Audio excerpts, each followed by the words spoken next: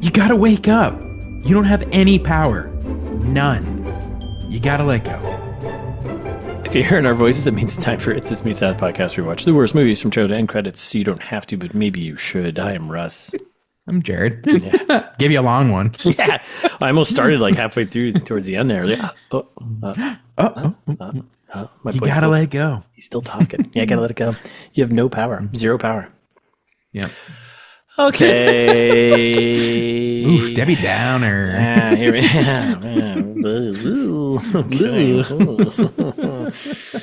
Ooh, time to bring it back up. Bring it back up.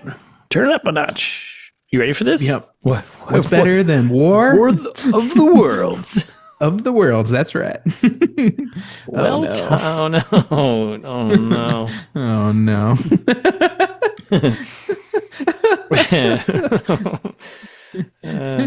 It's never a good time. War of the Worlds. Yep.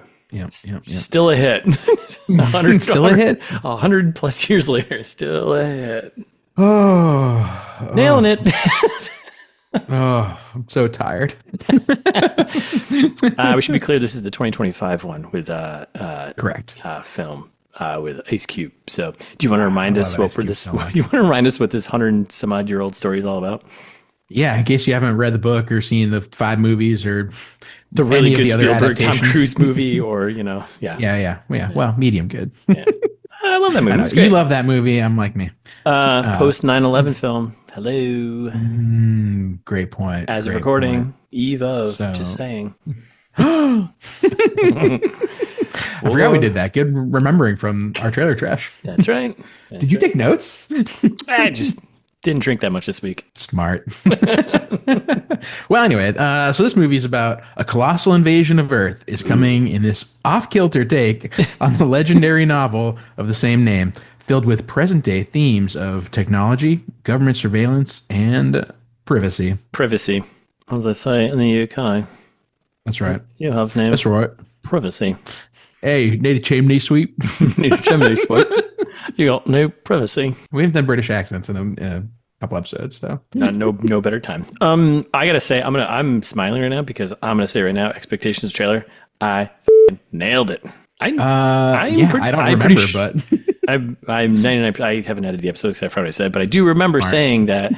Oh, the daughter is a biomed student, whatever. I bet she comes up with a virus and dad somehow uploads it. And you're like, that is the stupidest thing ever. And I was like, I'm going to tell you that. You're right. You're totally right. And it was even stupider than that. It was even dumber than that. It was even dumber than that, how we got there. So I crushed that one like it was on steroids. Let's go. Nice work, dude. I don't remember what I said, but I think the trailer was so ridiculous. We thought we were coming up with a ridiculous prognostication, but it ended up being true. So I'm sure I made it some kind of like wildly disconnected sequel to something that or yes, what we saw in the trailer was only the first 5 minutes and then actually then it turns into Show Dogs. I think you brought up Show Dogs, which is kind of funny. I might have brought up Show Dogs. That's gonna come up in a few minutes here. So about the surveillance state. So damn Show Dogs. It's always Show Dogs. Off kilter is correct. This film is off kilter, not in a good sense, but off kilter in the sense of chaos, right? I was gonna say, was it off kilter? Are we using off kilter as a synonym for like tipped over? That's half this movie is like tipped on its side. That's how I'm going. Okay. I'm off kilter. I'm off. Whoa. More about the filming of the movie than it was about the subject matter. Right. Yeah, nothing off kilter about the subject. No. Very head on, nail. Just my screen that was off kilter. My screen was off kilter. I thought I was gonna have a stroke. This movie. I was like trying to like take notes. I'm like, I can't do it. I'm just gonna. I had to pause so much. I was like, I hate this. Yep. I watched it on my computer screen this time because I was like, I'm going to need to see the details. And I wanted to like watch it up close. So you watched a movie about computers on your computer? That's right. On my whatever, 24-inch monitor, like a decent sized monitor. It's not like a 24. Tiny. You don't. It's not a little baby computer. Yeah, you don't need anything bigger than 32. I mean, I got 27, I think here. That's beautiful. Yeah. And I'm sitting 8 inches away from it. So my eyeballs are inside of the screen. Yeah, it's not good. Yeah. Anyway. So yeah, that's what we're doing. World's 2025. Ice Cube. The Cube. My man, Cube. Putting in an all-time performance, as always. All-time performance. I felt so many feelings. I mean, I guess like before we get too far into it, do you think they made this movie to be a awesomely bad movie? Because it is on the other podcast we shall not name. Do you think they were serious about this movie?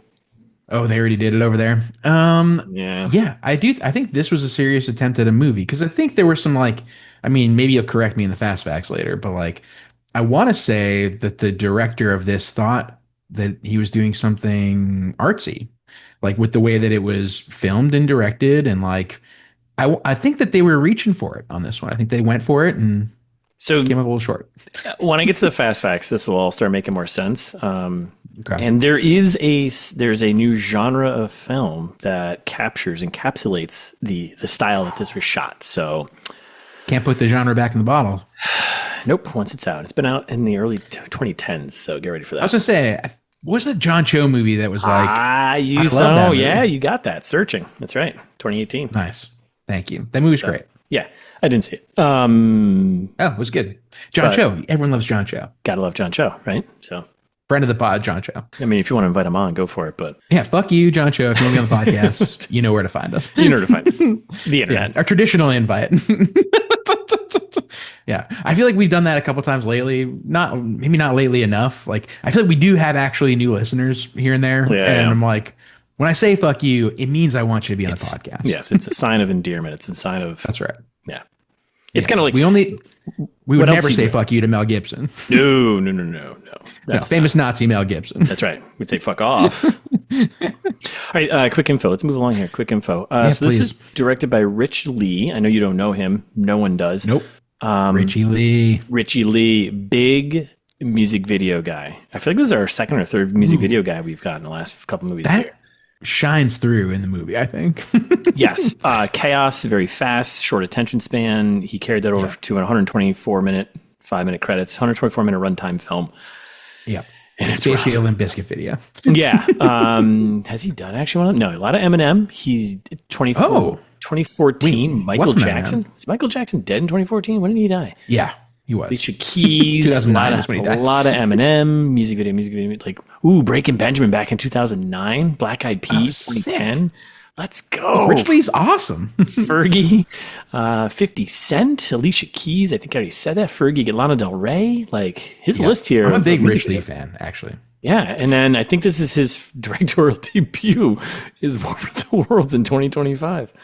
Well, I loved it. I don't want to get too far into this. Yeah, of course. I don't want to get too far into this, but the first hour of this movie, I loved. I hated it the first 5 minutes because I hated the filming of it, but then I was like, wait a second, actually, I love this. So do you think I'm a big Rich Lee guy. So do you think this movie is genius, or do you think it's just really dumb? Or is it actually dumb? I think it turns really dumb, and I blame the writers entirely. Whoever wrote this, it's their fault because I don't think it was the directing was the problem here. I think it was the script. They ran out of ideas halfway through because the first half, I was having fun. I was like, oh man, this movie's kind of silly at times, but I was but I'm having fun. And the acting was better and the lines were better. And then I thought all of a sudden the second half, I was like, wait, is this the same movie? Yeah, I get what you're saying and I'm kind of there, but I'm not.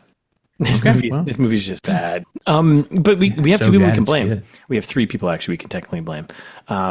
So we have Kenny Gold here, and he's according to IMDb, he's known for War of the Worlds, 13, and The Job. Yeah, director, just a couple episodes of TV stuff. Not a lot. Nothing that stands out. He did The Job back in 2003. I don't know what the hell that even is. Yeah, no one knows. Yeah. Bad job, Kenny. And that's pretty much it. But he's a writer. This is mostly Kenny's fault. But he was a writer on it. That's what he directed. I'm sorry. So he's a writer on this. He did. Yeah. The Job and The Smokers and a couple stuff in early 2000s, and that's it. Smokers? What is it? I don't know. 3.0, 4.3, The Job. So not a lot of good stuff. Walking with the Enemy screenplay in 2013. So I don't know. Never heard of it. He comes cheap. Second writer on this, probably to come in and clean it up a bit. I wouldn't say a BFF of the pod, but Show Dogs fame Mark Hyman. No. Yeah. Enemy of the pod? Pard? Enemy of the bird? Mark Hyman. So, I mean, writer, he's done Osmosis Jones back in 2001, couple which was awesome. Series. Meet the Focker Story by Meet the Focker 2004. Which was pretty good. Collaborating writer on How to Train Your Dragon 2010. Amazing. I think he's a cleanup guy, mostly, it seems like. I mean, he's got a couple totally right, dude. Show Dogs 2018, written by, not great. You should go cleanup guy, like you said. It could have been worse. Go listen to those episodes. Yeah, good plug. And then this in 2025, so. The Show Dogs episodes are pretty good. I feel like we had fun with that one. I think we did. That was a long time ago. I felt like 20 years ago. Was that our first kids movie? Yes. And then we're like, I don't think we can do these ever again because it's kind of weird. So. And yet we did. We did Artemis Fowl. We did. I mean, all movies are kids' movies at some point.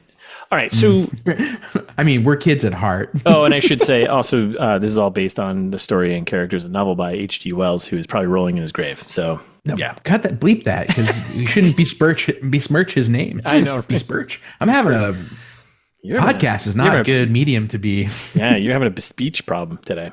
It's from the shaking of the cam. That's right.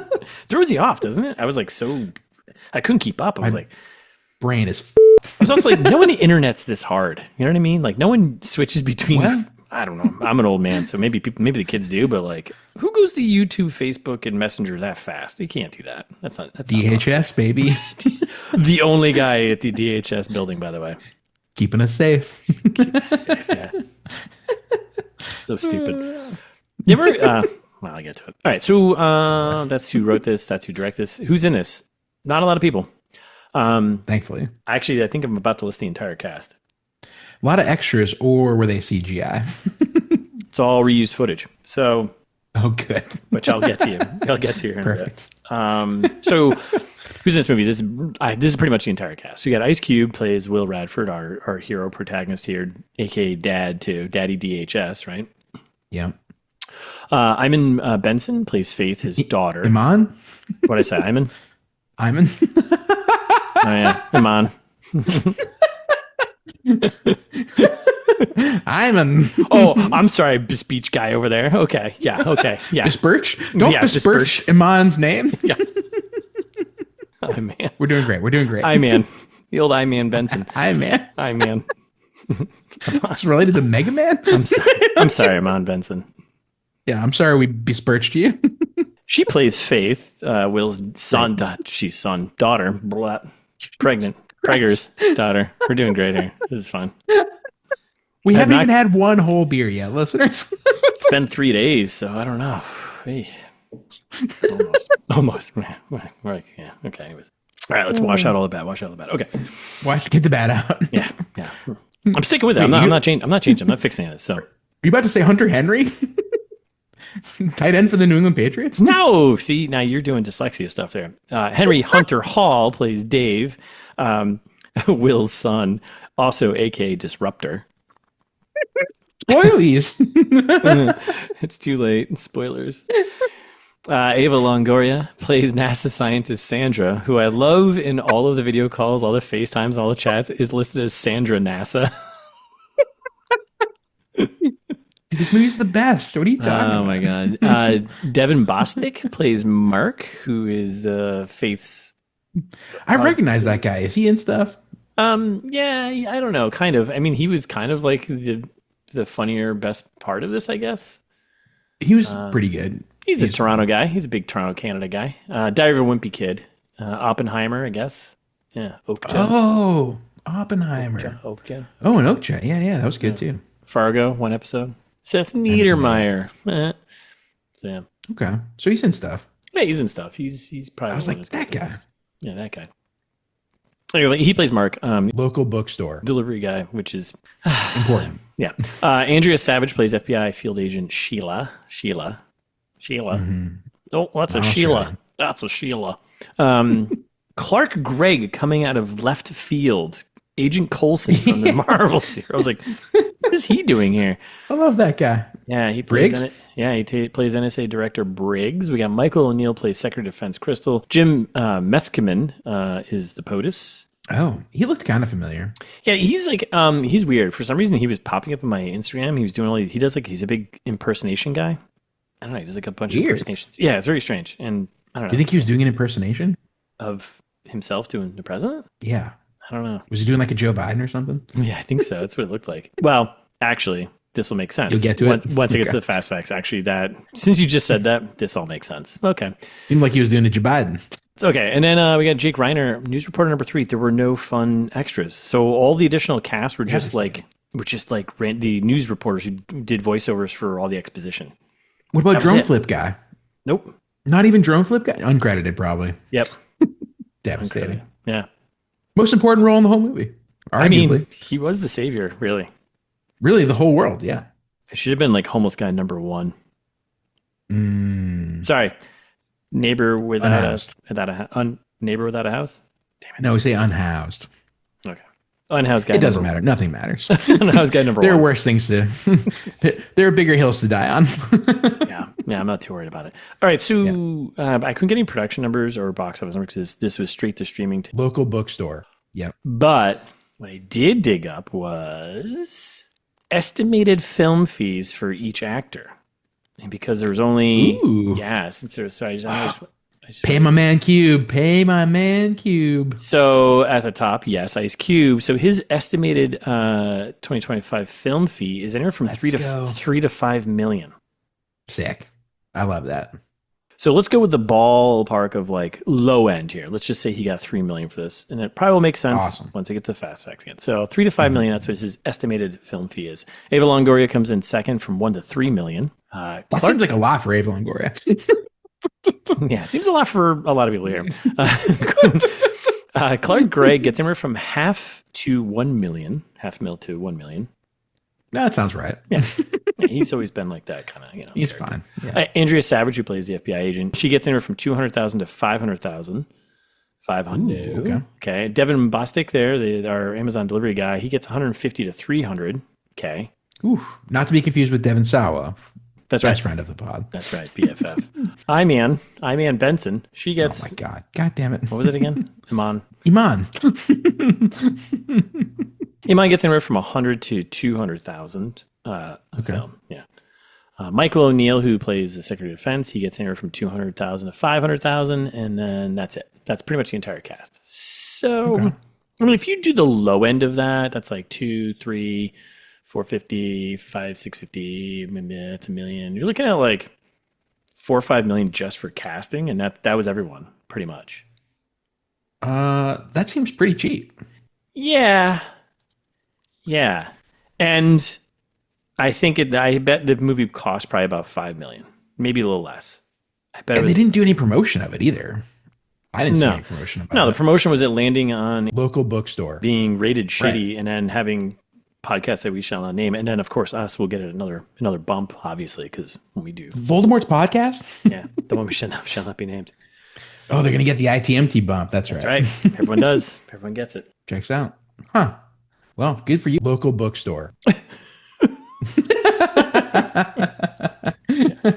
Yeah.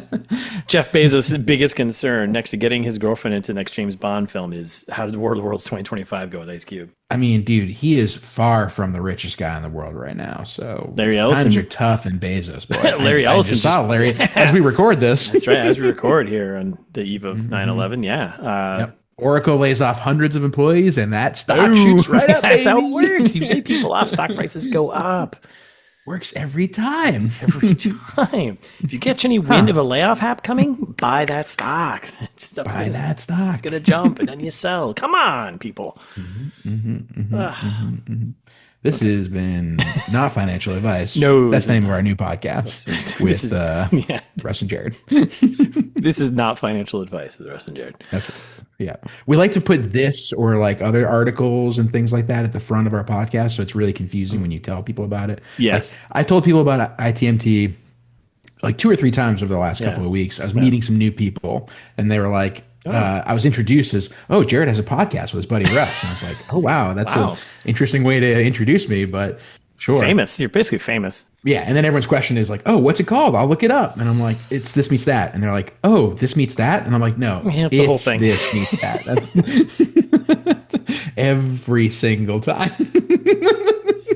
Yeah, that fateful night at Bukowski's, I think it was, after 20 beers, right, when we first came up with this idea. So Rotten Tomato, our final number here. Rotten Tomatoes 4% now. It was at 0%. It somehow bumped up to 4%. Because it's great, dude. Critic. Yeah. Oh God, I love this movie. 20% audience, which that's you.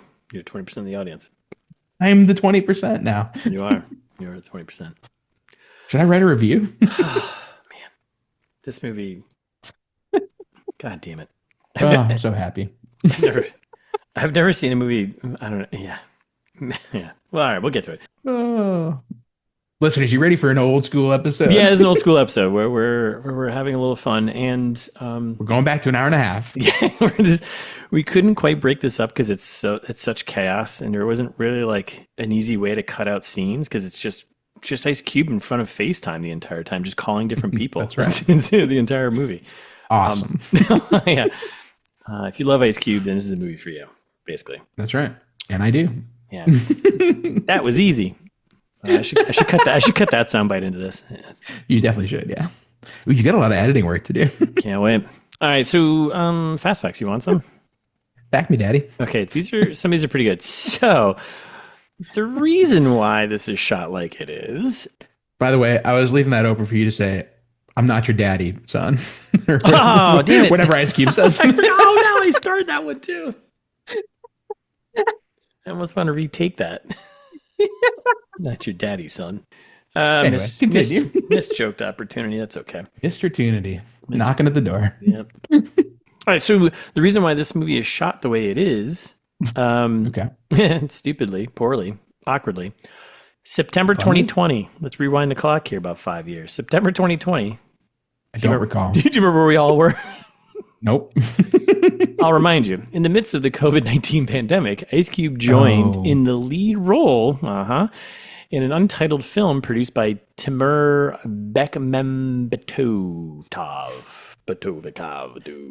Okay. Producer. He's probably been involved in other films we've done, I'm sure. Sure. I didn't look up his credits because I didn't care.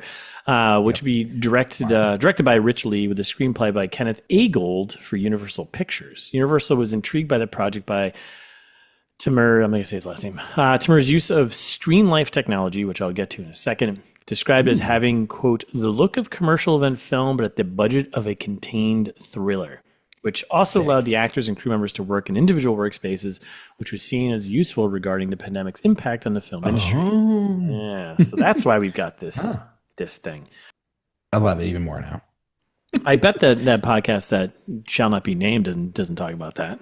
Probably not. No. And so smart to put that out in 2025 when I forgot that that's how all that stuff was recorded. Yeah, right. Right. Like I'm thinking back to every TV show that we love that was like, oh, we're doing a pandemic special. And it's like all on Zoom. And I was like, ugh. This sucks. Life sucks. Yeah. This sucks.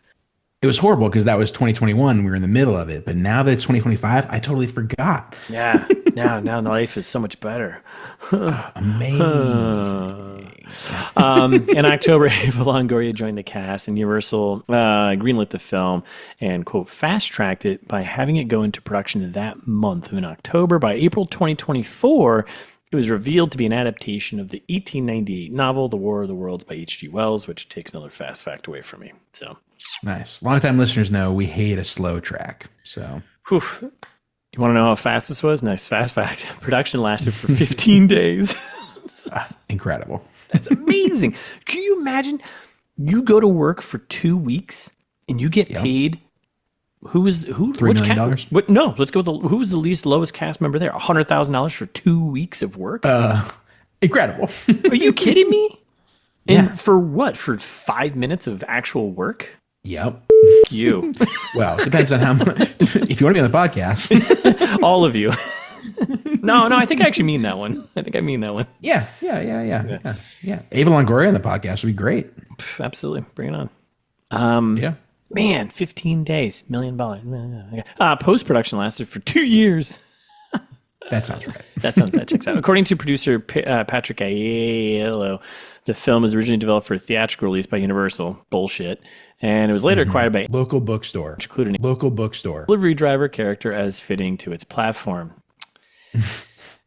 So imagine local bookstore. Like they picked up the rights to this and they're like, hey, we're going to direct it. You know what you should do? You should add in a little thing in here. And Mark Hyman comes in to add in some rewrite notes, and that's what he writes his character in. Jesus Christ. Hey, Mark. Yeah, hey, Mark, buddy. Be an awful shame if your those purchases didn't make it to your doorstep. Yeah, you know what I'm saying? You know what I'm saying, Mark? It's Hyman, right? With an H? Yeah, at such and such address. Yeah, we know. Three kids, huh, Mark? They all like toilet paper, don't they, huh? Mark. Be a shame if they had to wipe their asses with your dog, huh? I don't know. Maybe your wife wants something fancy within 2 days. What happened to Rise in 4 days, Mark? Just saying. Just saying. And I'm sure the message was personally delivered by Jeff Bezos. Probably.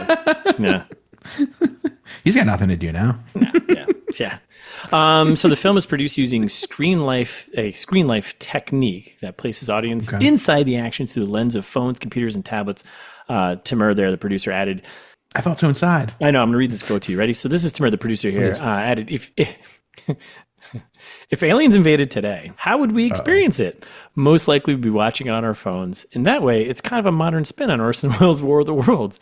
Back then, he used radio, the most popular technology at the time, to make people believe that the invasion was real. Today, that medium is the screen of our devices. So, Timur. Incredible. Timur, whatever. I think Timur. Yeah, let's go with Timur. Baba Bukatov, whatever. Don't do that. Is he Russian? Can we do that? Yes, we can. If he's Russian, we can do that. I don't care. Timur. I don't know. I don't even know how to unpack that quote. He's not wrong. What? He's just a douche. Yeah. You know what? He's correct. I think. Well, I mean, is he though? I mean, yes, no, but yes, he's a douche. All right, that's all. That's the only unpacking we need to do. Yeah, he's right, but he's a douche. I mean, I don't get me. I hate it as much as you do, but he's not wrong. But he is, but he's not. I mean, how do you think you're going to find out about aliens invading? On your phone. Definitely on your phone. It'll get suggested in your Google News feed, and you'll be like, oh, shit. I feel like if well, the problem is that he's taking... If aliens invaded today, which, by the way, the original book and the radio, it's called fiction. So, I think if they actually invaded today, we'd probably know. But I don't think. I mean, in the movie, there's meteors flying over the skies. That's right. I don't think you just need to step outside to see that. Like, I don't need to be on my laptop or my phone to see these giant meteors and these giant alien creatures marching around, zapping people. That being said, imagine that it did happen and a meteor crashes in like a mile away from you. What would you do? You would look on your phone. You'd be like, oh, should I be worried about that? Well, at the same time, not to get into the logic of the movie, because there's a break in logic of the film, because at some point these meteors came through halfway through the movie. Apparently, well, they came through early in the movie, but when they came through, they blasted through all our satellites, which would knock out all our GPS and basically knock out all our internet. So we wouldn't actually be able to use our phones and our technology to look up the things that are happening. So I know that was probably the biggest technical pothole in the whole movie. Which, so if it's going to happen this way, yeah. Listeners, not to spoil the movie, but my favorite part was when they delete Facebook, but not YouTube. The aliens delete Facebook, but not YouTube. Who paid a little extra money? Yeah. Google Cloud's like, can we sponsor this? Amazon's doing a thing. So this screen life is, so this is like this, I don't want to call it a subgenre, but it's a genre of filmmaking that came out in the early 2010s there. Searching is one film you called out. There's a couple other ones that didn't do as well, but whatever. Computer screen film is in a form of visual storytelling, which the events are shown entirely on a computer, tablet, or smartphone screen. Became popular in the 2010s owing to the growing impact of the internet and mobile devices. The format is often called a desktop documentary.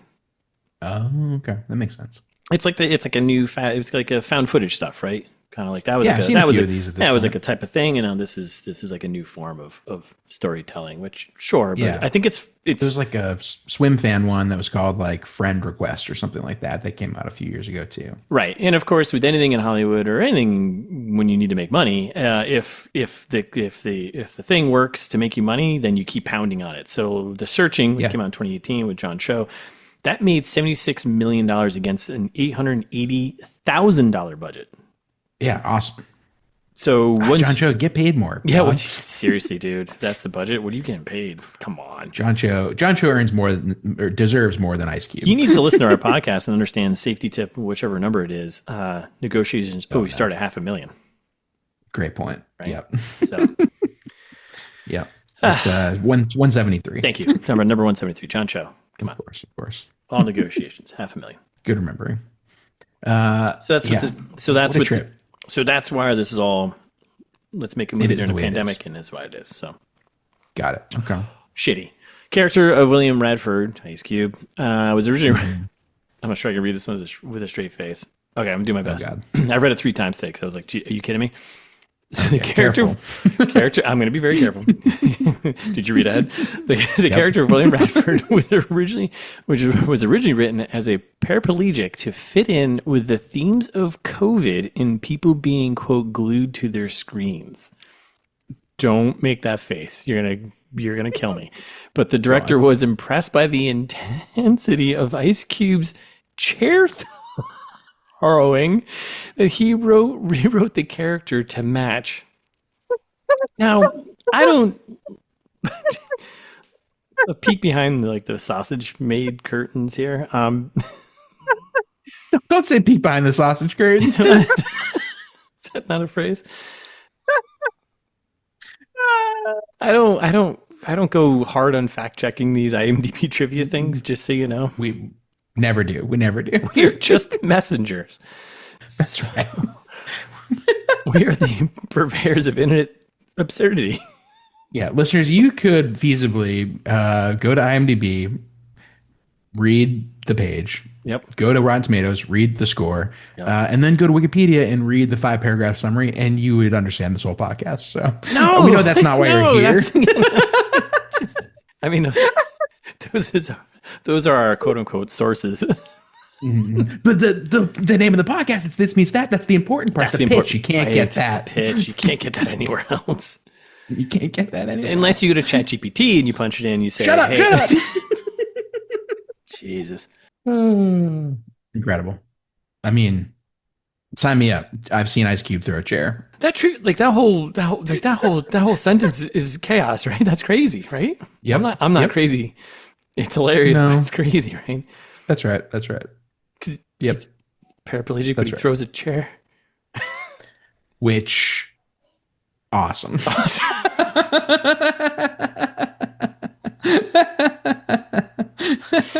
Oh my God.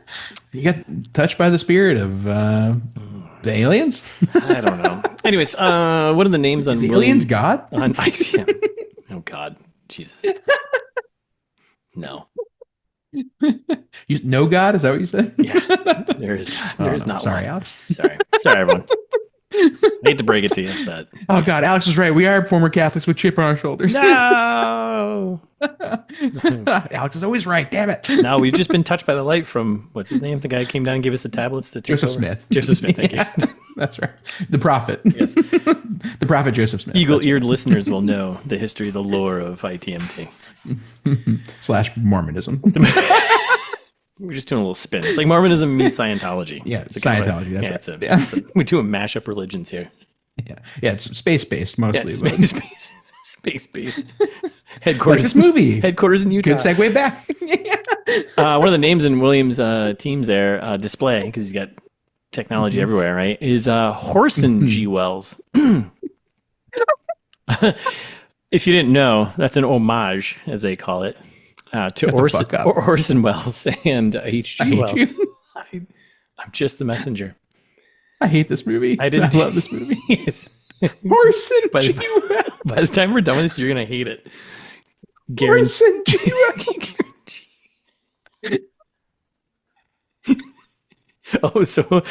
so that's worse or funnier than changing to paraplegic, and because Ice Cube can throw a chair? Are you kidding? No, I love this movie still. You're only making me love it more. All right, a lot of news report footage of the aliens attacking areas and the subsequent destruction is actual archival footage, is why there was no extras. Yes, of real life disasters with the tripod superimposed over it. Examples include the 2016 Fort McMurray wildfires in Alberta, Canada. Yeah, it's Hollywood. Don't worry about it. 2010 Deepwater Horizon oil rig disaster, the 2011 Japanese tsunami, and so on and so forth. No, I'm saying Jesus Christ. Because what a terrible way to use that footage. Real people dying. Like they're like, oh, and like they did the Twin Towers too. How ridiculous would have been if they superimposed, they even placed an airplane with like a little pod.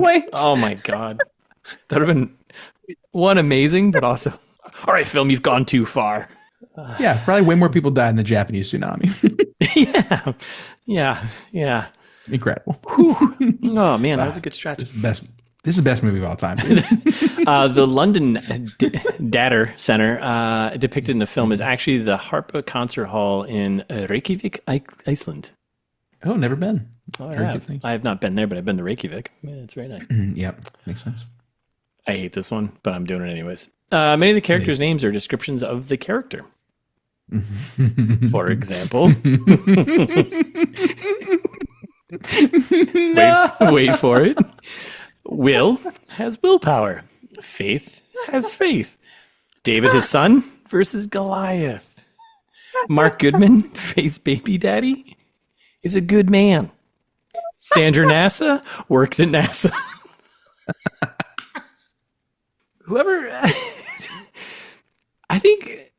maybe this entire movie is a troll. Is this a prank? I think this entire movie is. Is this whole movie a prank? I think it is. I think it's the entire thing is just a prank on all of us, and it's great. I really hope it is. But the way Timur, the way he talks though, he's all in. He's all in on just making a buck. He really is. You see him. I watched an interview with him for like 2 seconds. Like this guy he looks like a Eastern European Russian car salesman. And I was like, my favorite. Yeah. Is he wearing a tracksuit? Yeah, pretty much. It's like, I'm not buying anything from this guy. He's like, yeah, but this screen life stuff, it's great. What if aliens actually invaded? We'd be on our screens. That's right. You dumbass. Listeners, to be fair to the movie, Sandra is credited with a last name. NASA. In the credits. No, Salas. Yes. You're right, Salas. Dr. Sandra Salas. Yeah. That's right. NASA scientist. She's a freaking doctor. Right. Yeah. Well, her funding's cut now, so not anymore. Anyways, so this movie is not accurate at all. I already said this one, but I was going to do a little novel fast fact, More of the Worlds. Yeah, sure. 1898, that's the original, that's the OG one. And just so Wells wrote the novel as a critique of the Amazon British imperialism. The War of the Worlds serves as a metaphor for the destructive nature of colonization imperialism, reflecting Wells' own political beliefs, as well as a fear of the unknown, humanity's place in the universe, technology advancement, and so on and so on. Not to promote. What? Yeah. Huh. Well, the more you know. I just find it... maybe we're going to get to it. Well, let's just keep going.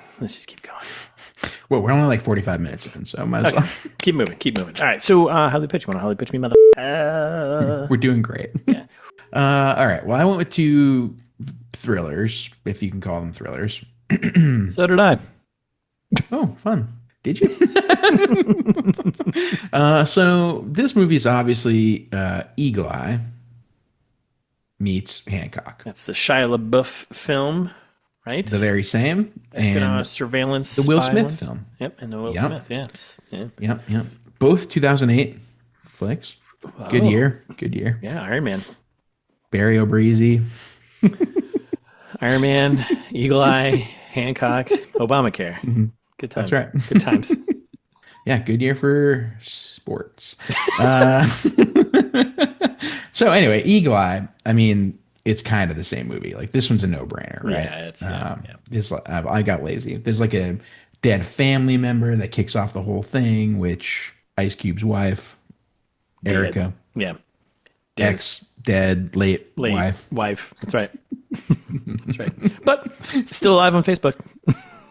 Well, I think if either one of us until it get deleted, when one of us dies first, which one of us obviously probably will, unless we die at the same time, which would be kind of cool.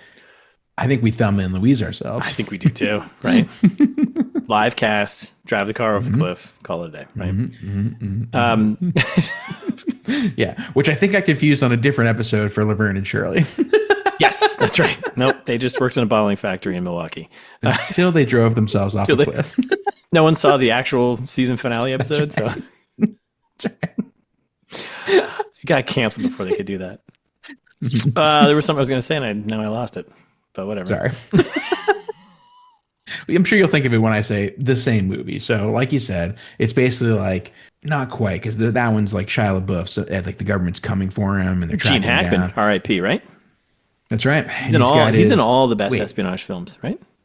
No, Gene Hackman's not in that. Oh no, Gene Hackman's an Enemy of the State with Will Smith. Sorry, I got them all mixed up. That's another espionage. No, it's Billy Bob Thornton, who I can see you confusing for Gene Hackman. The Gene Hackman of our time. That's right. Yeah. No, it's Rosario Dawson and Julianne Moore and Billy Bob Thornton. Yeah, Michelle Monaghan. Anyway, so he's got like his eye in the sky that's like directing him the whole time, right? Like the eagle eye doors and doing all right. Exactly, the eagle eye. Thank you. Which is Ice Cube's whole character in this movie, pretty much entirely. Yeah. And then there's like a whole convoluted plot about like, you know, the government doing like we the people, you know, government records, blah blah blah, all that shit, right? It's literally, I don't even know why I'm bothering. It's literally the same movie. There's just like a ton of like paranoia and like I don't know, wasn't shot that well, but also like a bad movie. Like we could do that on the pod. I think it's less than 30% on Rotten Tomatoes. Ooh, really? If we wanted to go back, it's going back in time. Yeah, that movie stinks. Okay.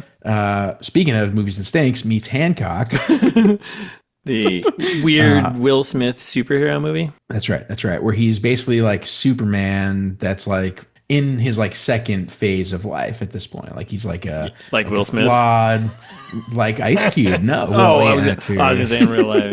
Yeah. Just keep your hands to yourself. Ice Cube's real life. Just don't slap people, you know, and life will be just fine. Or counterpoint. No, Ice Cube is not that way in real life, but his character in this movie, yes, washed up, has been, you know, flawed, reluctant hero, perhaps kind of a grumpy, cynical savior. Yeah, some would say. Yeah, right. Yeah, a lot of comedy in both movies, like unintentional or otherwise. This one, I feel like a lot of it was probably more unintentional. Hancock, I think, was more intentional. That was easy. I love how he hits it like a couple times and he actually shows the button. Yep, and I laughed every single time. That's right. And then the thing that I wanted to really highlight here is that the first half of Hancock also kind of good. Like where, don't remember it. So that's when he's like drunk, struggling Superman. He's like trying to help the public, but he's like kind of struggling. Charlize Theron in that? No. Oh wait, yes, you're right. All right, now you're on point. Jason Bateman. Yeah. All right. Yeah. Oh yeah, that's right. He played his buddy, right? Okay. Hey, you know, doing that kind of shit. Exactly. A lot of that. He's good at that. Yeah. So the first half pretty good, and then just like takes a ridiculous turn. Yeah. Where it like makes no sense. Most third acts do that. It's just films. Yeah. Well. Yeah. No, but sometimes usually it's like a ridiculous turn that's like good. The Hancock one was that is like a ancient mythology, like superheroes have always been here. They were just called gods. It's like an ancient aliens god. That's vaguely it turns into like a mythology thing, and it makes zero sense. For a second, I was actually getting this movie totally mixed up with Hitch, where he's the dating guy and he gets no, those are different movies. Yeah. Okay. Yeah. Yeah, and then he like does like he like puts a logo on the moon at the end. Remember that part? Oh yeah. So like wild branding, like this movie with local bookstore, and Tesla. And like the second half, like really just takes a turn. It's like all shenanigans, all stupid mythology, all branding, and this movie is exactly that. Yeah, I think that's all I got. Right? Yeah. Was there anything else? No. I mean, that's good. I think you got it. I think you did pretty good there. Thank you. Yeah. Okay. What do you got? All right, I'm going with it's Locke. I forget what year. Tom Hardy in a car movie. Sure. I forget what year that came out. 2013. Oh wow, that old. Okay. Yeah. Meets Finding Nemo. So, right? An old ITMT favorite. Yeah, classic. So I'm going Locke because one, you've got a character just kind of secluded to a singular location. Instead of it's Zooms instead of phone calls. Zoom, you know what I mean? He's instead of phone calls, he's just doing Zoom calls the entire movie, which is Locke. Have you seen Locke with Tom Hardy? I have, but not in a decade. It's not worth watching more than once. It's probably not even worth watching once, other than seeing Tom Hardy, who I really like, and he's probably the only reason why that movie is any reason why it's good. Yeah, Tom Holland too. Yeah, just on the phone. A young Tom Holland. Yeah, playing just a young Spider-Man there, Peter Parker. Yeah, that's right. So yeah, that whole movie is just him dealing with his life and his he cheated on his wife, and he's got this woman who's giving birth, and then pregnant woman. Yeah, he's got this big construction job that's going on. He's trying to walk his buddy through it. So it's all these phone calls and like just trying to calm everyone down and deal with these situations like Will does in this movie. He's in touch with his son. He's in touch with his daughter. He's trying to repair all these relationships. Like Locke, he's trying to repair, hey, I'll be there. I'll be back to watch the match. And he's not back in time. So he disappoints his kids. Yeah. But at the end, I guess he's just happy because his mistress has the baby and you can hear her crying in the background. This movie, there's a pregnant lady and, it's a happy family at the end, right? Yeah. And he loses his house. That's right. Ruth Wilson kicks him out. That's right. Just like Ice Cube's house gets blown up. By aliens. Why didn't you? It's the same movie. Why didn't you bounce it through Brian's house? What a great line! Good comedy, dude. Yeah, good comedy. All right, so that's Locke meets Finding Nemo. I'm going more the angle of the overbearing, overprotective parent because that's really what this movie's about. It's not about surveillance. True. It's about parents being overprotective of their children. Which makes it about surveillance, really, right? Isn't that just that's the government parenting us? Yeah, and then it's the next level, right? It's the parents governing the kids and then the government governing all of us, right? So yeah, even What's-His-Nuts from Marvel said that. That's Coulson there. Yes. Briggs, whatever his name is. Yeah, Clark. Yep, Greg, that's whatever. right. Guy with two first Briggs Coulson. Briggs Coulson. We got a dead mom situation, right? In the opening of Finding Nemo, mom's dead. Opening of this, we piece together mom's dead because he's just sending forlorn dead messages of I miss you to an empty account and listening to old voice messages. So yeah, which the old voice message is wicked funny too because it's like it's pretty funny. Hey, don't forget to remember to take out the trash and be nice to the kids. I was like, wait, remember to be nice to the kids? What? Stop hitting them. So then, a lot of that, a lot of overprotective parenting going on. Father trying to look out for his son, right? And then, kind of going on a hunt to protect his kids and find them via the Department of Homeland Security and taxpayer money. That's right. When pretty much stalking his kids using taxpayer money, which is not pretty much like I guess wild invasion of privacy. Yeah. I think that's all I got. Yeah. Great. I like it. Short and sweet. Yeah, that's it. I'm not touching on the aliens. We're just touching on the core of the film, which is, Listeners, you heard it here first. I've never touched an alien. That's right. He hasn't. That I know about. Jared sums it up. Nice. You should put like a little bit of music behind that. Yeah, well. Since you're doing all this editing work in this episode anyway. Might as well. Fuck it. What do I got to do on Monday, right? We've already spent over an hour on the first before we even got to the movie. So. Bye.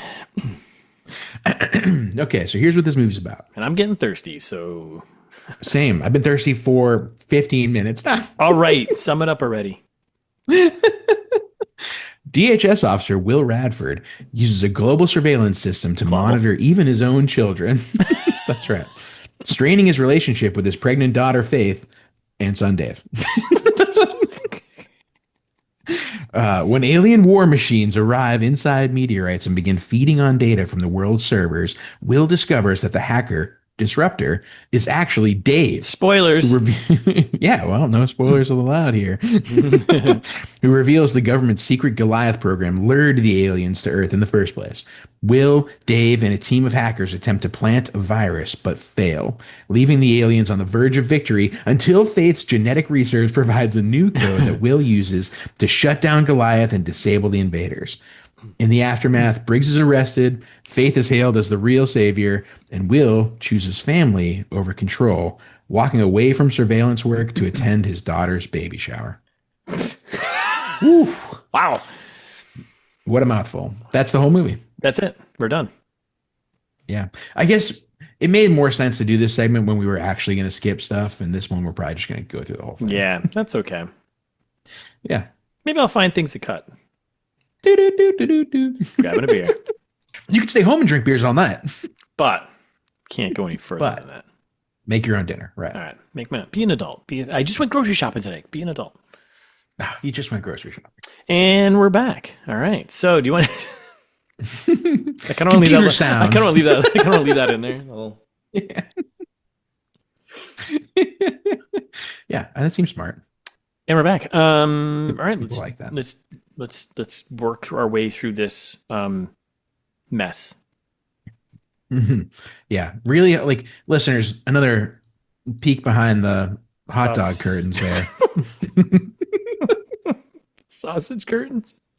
That's what I meant to say. Imagine if you had curtains just made of sausage. Well, sounds like heaven, but also sounds totally gross. Like after like a day or two.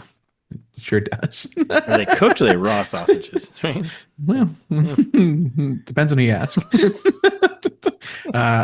We usually break these up by like scene as we're taking our notes, listeners. This one, there are no scenes. Yeah, it's like one big Zoom call. It's one long scene. Yeah. So we tried, and this is going to be sloppy. Not the first time either one of us has said that.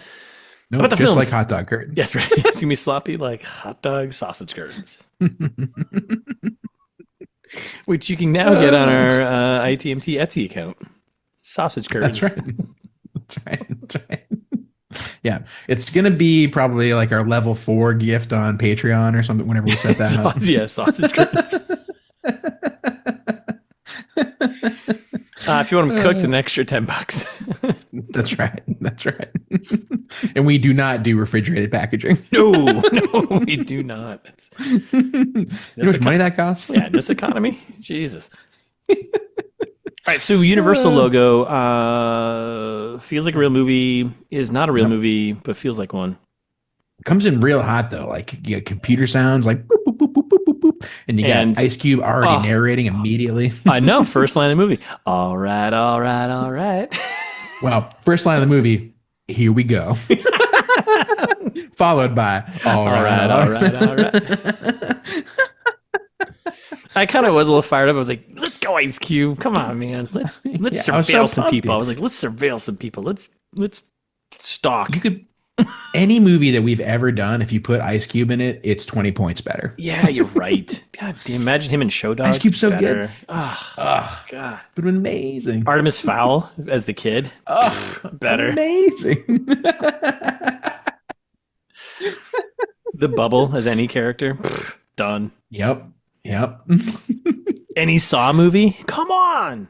Any Saw movie. Better. As the villain? Cube's about to melt. All right, so he works with the Department of Homeland Security. This whole opening is just showing he's got eyes and ears across the globe, mostly DC, but he knows everything that's going on, right? 8:59 on a Sunday. Did you ever play the video game Watch Dogs? No. Do you know of it? Yes. Okay. It's the game is like this. It's the same idea where you can like use your phone to like scan people. It's like it feels like it's just that pretty much. Gotcha. You can like hack into random shit. You can take over cameras. You can make things do things. It's literally the same setup. Oh, cool. That sounds awesome. It is actually a lot of fun. But was it sponsored by DHS? Nope. I think it's more actually of a commentary. Are you sure? Surveillance. Well, maybe, I don't know. Maybe it's propaganda film. Who knows? Maybe everything's propaganda, at some point. It's all propaganda. So so we get two quick things as this opening thing. He is stalking two people. One, terrorist hacker disruptor, who is classic hacker in movies, hoodie, got a voice modulation thing on, and love to see it. His pregnant daughter, because faith, gotta have faith, taxpayer money. Let's track. But like real creepy, like inside her fridge, like at her workplace, in the coffee shop where she's buying a muffin, inside the muffin scene, you know what I mean? Inside the muffin, so I don't care for it.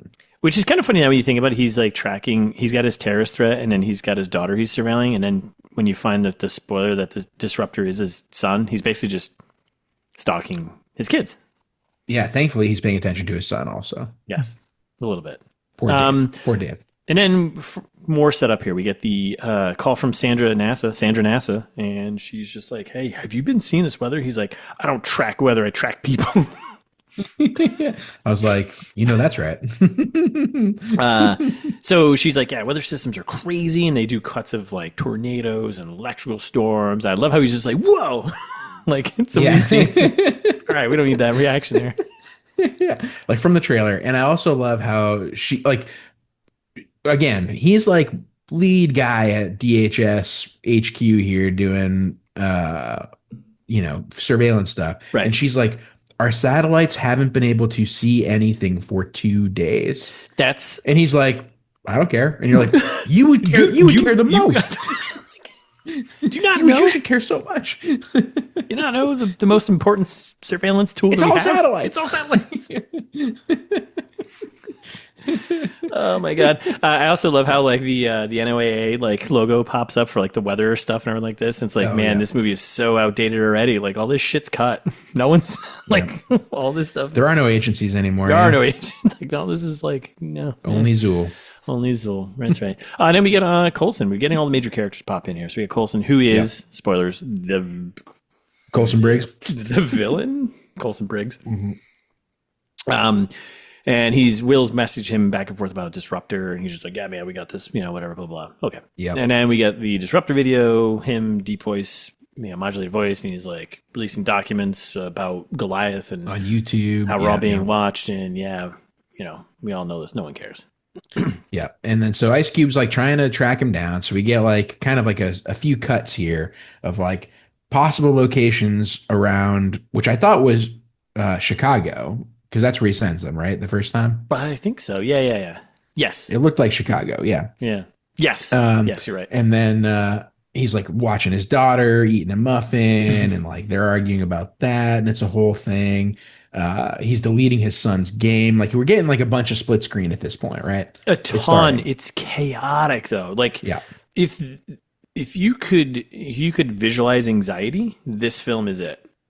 Yes, I was very stressed at first. It is like so anxiety, like because it's cut so fast. It feels like a music video. Like a music video director made this, and it's just like everything's so fast, so cut quickly. And it's like, maybe this is a commentary on our attention spans, whatever. I don't think it's that smart. I don't want to give it that much. Nope. It's infuriating. I love it. Nice job, Rich. I didn't like it for the first probably 10 minutes, but then I loved it. So this is when Mark calls, right? Too. I'm skipping through all these calls here because setting the scene, right? There are some, because like we get into him uninstalling the video games, whatever. There's some key lines in here from Ice Cube though, delivered beautifully. Like I've been pre-funding your ass for years. Great line. I love that. Pretty funny.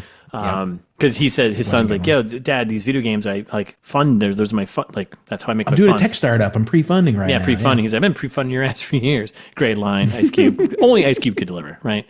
Yep. And I also want to call out right now, there are phones ringing in the background at the DHS place that do not stop for the entire movie. And I don't know if you caught that, but like there's just like background. It's just chaos. Noise. Yeah, It's just phones ringing, and then later on, when shit hits the fan, the old like air raid things go off, and those go off for the entire like last 30 minutes of the film. It's actually like Ice Cube's house, and it's just his phone ringing off the hook. It's like, Ice Cube, we saw you in all of those awesome movies. You got to be in our movie right now. That's totally what it is. Yeah. So he's tracking Disruptor, and they get Disruptor notifications when he posts on YouTube or does some type of action. So he gets something that pops up, yada, yada, yada. And then he literally pulls out, that was an easy button because he's tracked what he thinks he's tracked Disruptor somewhere. He literally takes out the easy button. He's like, yo, that was easy. And he hits the button. Awesome. He does this many times. Ice Cube just has that around his house. Obviously, dude, who doesn't have an easy button in 2025? That's when we get the Mark backstory of like he doesn't like Mark. It's Faith's boyfriend / baby daddy. I'm not your daddy. Yeah, he's always calling him Pops. He's like, "Oh, Pops, sorry, man, about whatever." And he's like, "I'm not your daddy, boy." He says, "Man," but you know, yeah, same idea. And the daughter, like this is when we get the backstory of like Faith didn't invite him to the baby shower. He finds out from Mark about the baby shower. Then he's hacking into their phones and looking at their messages, talking about him not knowing about the baby shower. It's a whole thing. Yeah, it's weird. And then of course we get the wife stuff. Well, in this chat between Mark and Faith, he for some odd reason drops the article to her about creating this cannibal cell eating virus thing or whatever. I was like, that's right. Why would why would you send the article to them and just be like, yeah, I know it exists. You'd be like, hey, man. Yeah. He's like, so proud of you, babe. Look at this article of you. That you probably already know about. Yeah. He's like, well, does he say something? He's like, does your dad even know about how awesome you are? And then like sends an article about her. And then he's getting into like and then he gets into some, well, obviously, as soon as you see this, you're like, ugh, eye roll. Here's the big thing about the aliens. Of course, this is going to come back later because if you know anything about the book, it's a common flu that gets him. Or common cold. So Facebook stalking. At first, I was like, oh, he's like looking at his ex-wife. Oh, the ex-wife is dead. Oh, yeah. And you know it because at the top of the Facebook page it says "in loving memory." So. Oh, I missed that part because it was moving so fast. My old brain can't keep up. Yeah, smart. It's kind of weird. But if I, like I was saying before, if I die before you, I want you to send messages to my Facebook account. Oh, I will. They'll be inflammatory.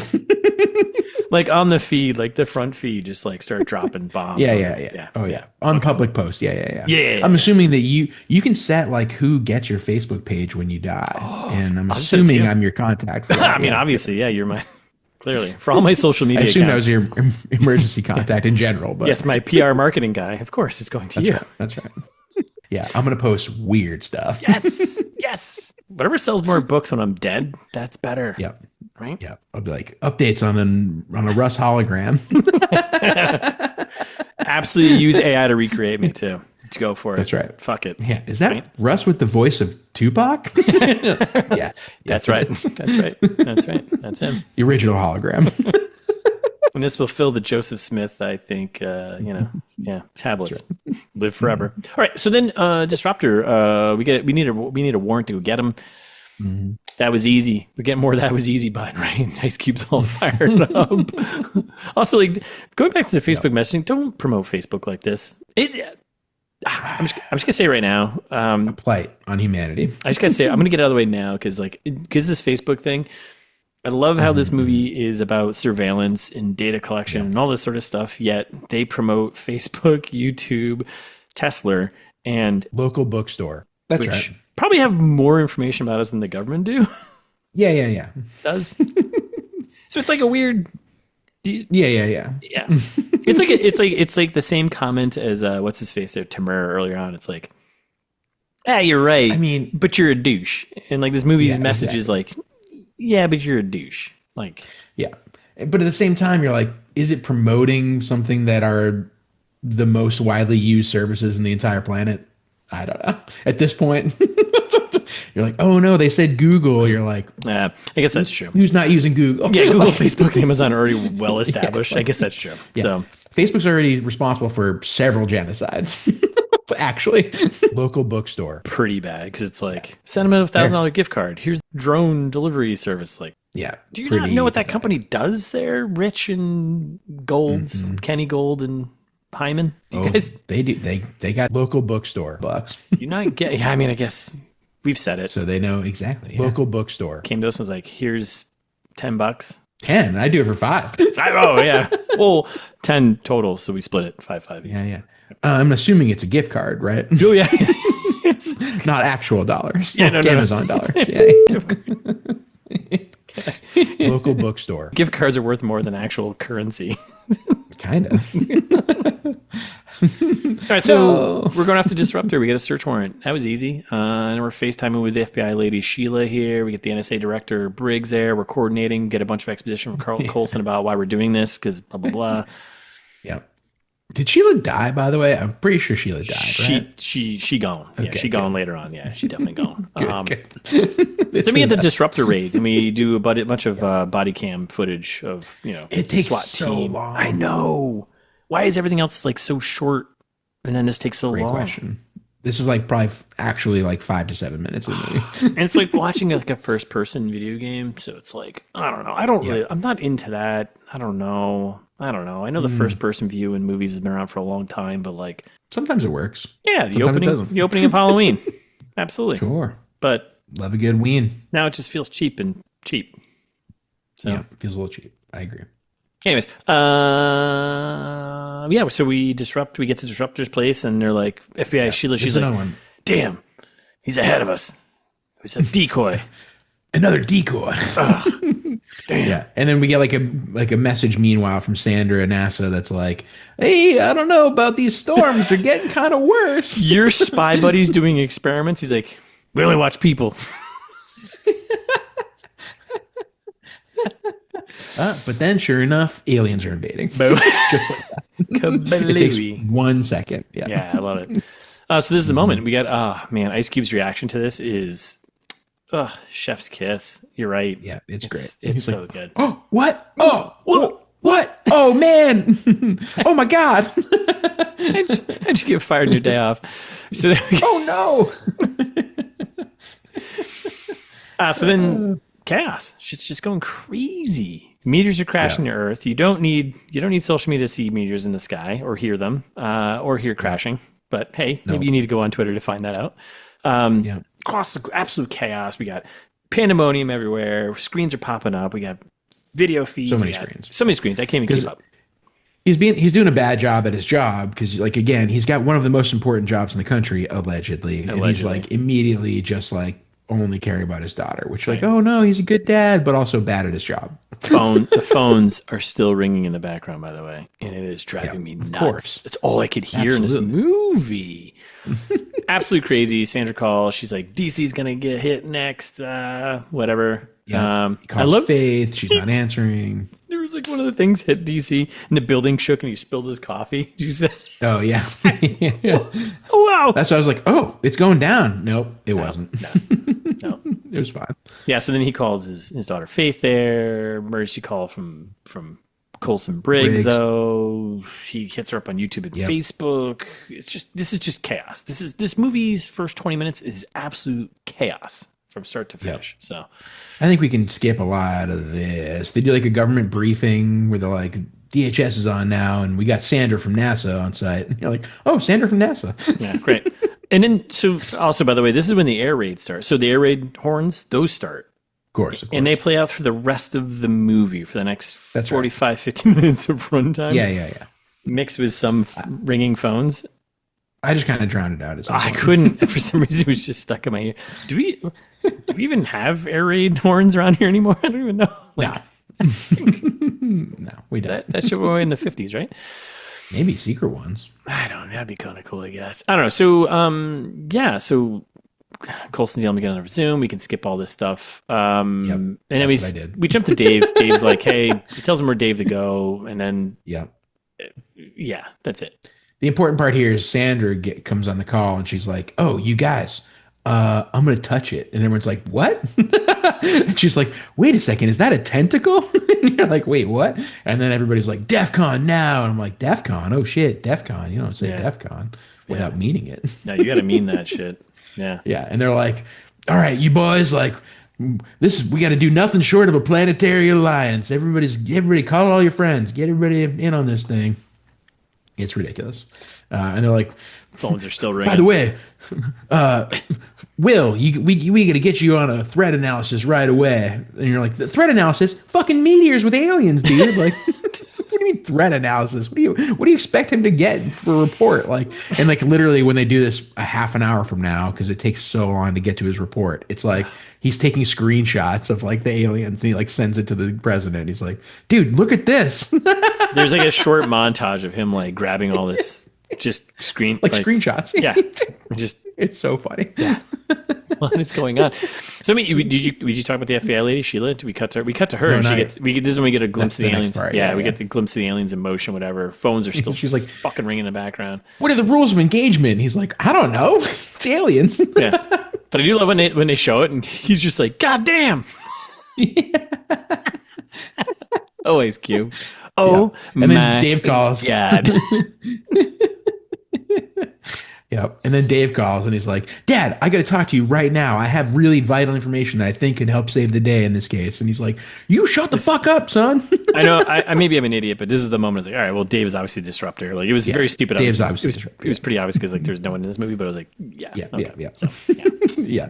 And he's like, I have all this information that's really important for this right now. And he's like, I don't care about anything you're saying. Hang up. See ya. Meanwhile, Sheila's getting zapped in the background, right? He's like, we cut to Sheila like really quickly, and she's like, things are going. See ya. Okay. It's not going great. Guess we're gonna need some more FBI guys. And he does another. Oh my God. There's so much clicking and jumping from screen to screen. You couldn't do this and actually do anything though. The way how much clicking around he's doing. Like, you couldn't click and do an action as fast and click something else. Like, I think I got ADD watching this movie. I totally did. I was like, is this how I'm supposed to work? Because I'm stressed out about it. I wake up and eat fruit. I don't know. I can't do this. All right, so then we got a monsters attack montage. Yeah, news updates about monsters. We got a lot of the news comes in every once in a while just to give us voiceover exposition about stuff that we don't really need to know actually. And then showing us we get aliens destroying stuff. Actually, what it is if you heard our fast facts section, it's real life disasters. But aliens superimposed over it. Yeah. That's one what had happened was actual history where people died. Yes, right. And then we just, drop some aliens over to make it seem like that was okay. So then we put the same, this is when Will's doing, he's doing like, is that Pearl Harbor? Yeah. Aliens were in the Civil War? What? So is that Cuba Gooding Jr.? Ben Affleck, no. So then this is when Will's also doing all of his homework and he's doing screenshots, grabs of the aliens from various news networks and throwing into something where he's like, they're attacking this. They're attacking this. And it's like, okay. Yep. Then he finally gets a hold of Faith. Yes. And Faith's like, Mark never showed up at my lab, so I'm like running around outside now. And he's like, what are you doing? Go inside. Like, for the love of God, why are you outside? And she's just like running around. And then like a helicopter crashes into her basically. Yeah, her phone flips up. So you just see like, and I love how he's like, oh, Faith. And then he's like, wait a second. Hold on. I got all the technology here. And he like checks her, probably her iPhone, checks her heart rate beat thing from her, Ridiculous. Yeah. But I love how she comes on and we pan down. She's got like this giant piece of metal jabbed in her leg. Yeah, in her like thigh. Like a leg full of rebar. Through whatever that main artery that goes through your thigh. She's probably done, right? Immediately. She lost quarts of blood. She's also she's like peak pregnancy here, like 9 months, because she does give birth to the kid at the end of the movie. That's right. So I feel like all this trauma would have kicked. I don't know. I don't know how it works. Definitely. I don't know how it works. Because she, like, how many quarts of blood do you have in the human body? Like 3? I don't know. Oh, no, it's more than that. She's lost all of it. Is it like 8? No. 9? No, they're thinking pints. Pints. You're doing quarts. A couple pints in a quart. Yeah, right. In quarts. Pints in a quart. Right. Okay. How many gallons of blood are there in a person? I mean, according to the internet.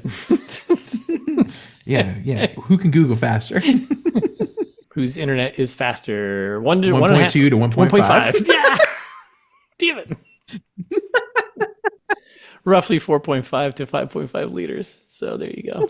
Which, if you're curious, that's about 1/8 of a tank of gas for a Prius. They got small tanks. Is that true? Yeah, they're like 8-gallon tanks. So you just made it up. No, look it up. Prius Prime. Who can Google it faster? How many gallons of blood are equivalent to a Prius gas tank? Let's go. Here we go. Come on, AI. Come on, give it to me. Let's go. Generate. What are you generating? 10 gallons, 10.6 gallons. So I'm sorry, a little less than yeah. Yeah. I got an adult human's blood volume is roughly 1/10 the size of a Prius's gas tank. I said 1/8. I'm sorry, off by 2/10. I'm sorry. Which holds 11.3 gas. And then thanks Google AI, I got gas tank versus human blood volume chart. That's awesome. No, yeah. For 3 columns here. Feature average adult human. Yeah. 2024 Toyota Prius. Volume, human, 1.2 to 1.5 gallons. Yeah. Toyota Prius, 11.3 gallons. Oh. Third row, number of adults needed, about 8 to 10 adults. So there's about 8 to 10 human adults worth of blood in one Toyota Prius. And they say the internet's dead. Come on. Thanks, Google. It's not dead. It's thriving. All right. So anyways, there's Faith, right? Google AI is unhinged. I don't even know what AI was. I'm on something else. I'm on DuckDuckGo's, so who knows? Oh, mine was just straight up Google, yeah. So here we are, losing gallons of gas, of Prius gas worth of blood. That's right. So I love how at this point, all this shit's gone down, right? And our boy here at DHS, Ice Cube, hacker, his instinct. Yeah, his instinct is to call 911.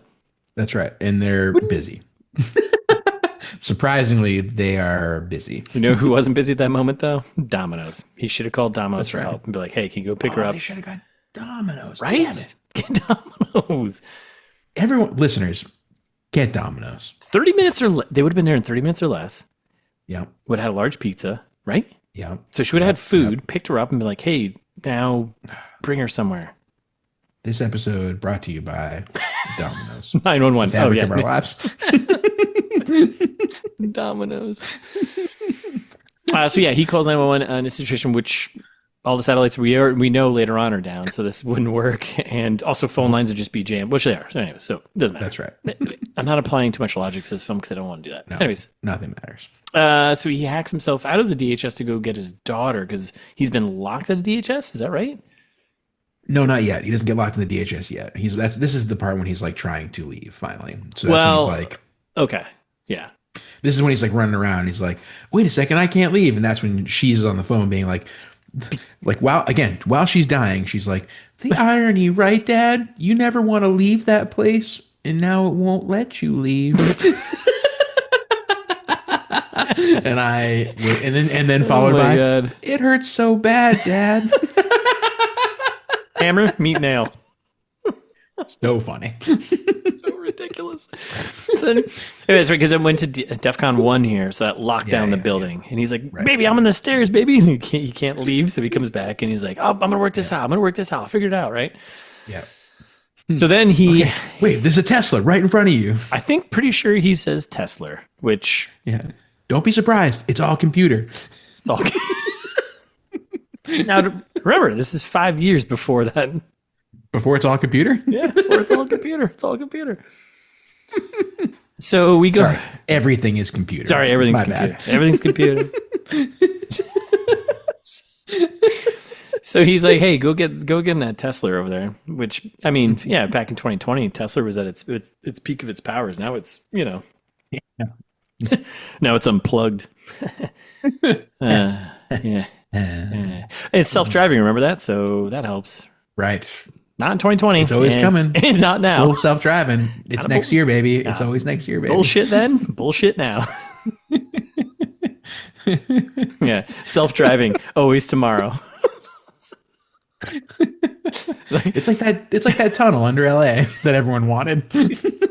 How boring. So there's a monster coming, smashing around. She gets in the car, whatever. She's in the car, self-driving, so it goes away. All right, man. He's like, man, she's got some jam lines like this whole movie. She's like, Dad, there's so much destruction. And I'm like, meanwhile, she's like in traffic kind of. And I was like, wait, how are the roads clear? That's like the car's self-driving now. Yeah, and I'm so like, this car can't. Car's like using a blinker in front of her. Those cars can't self-drive down a grid without hitting a person. So how are they going to just self-drive around like complete utter destruction that's happened in DC? Like, there's no way. The car's going to just stop and like stall and be like, sorry, can't go any further.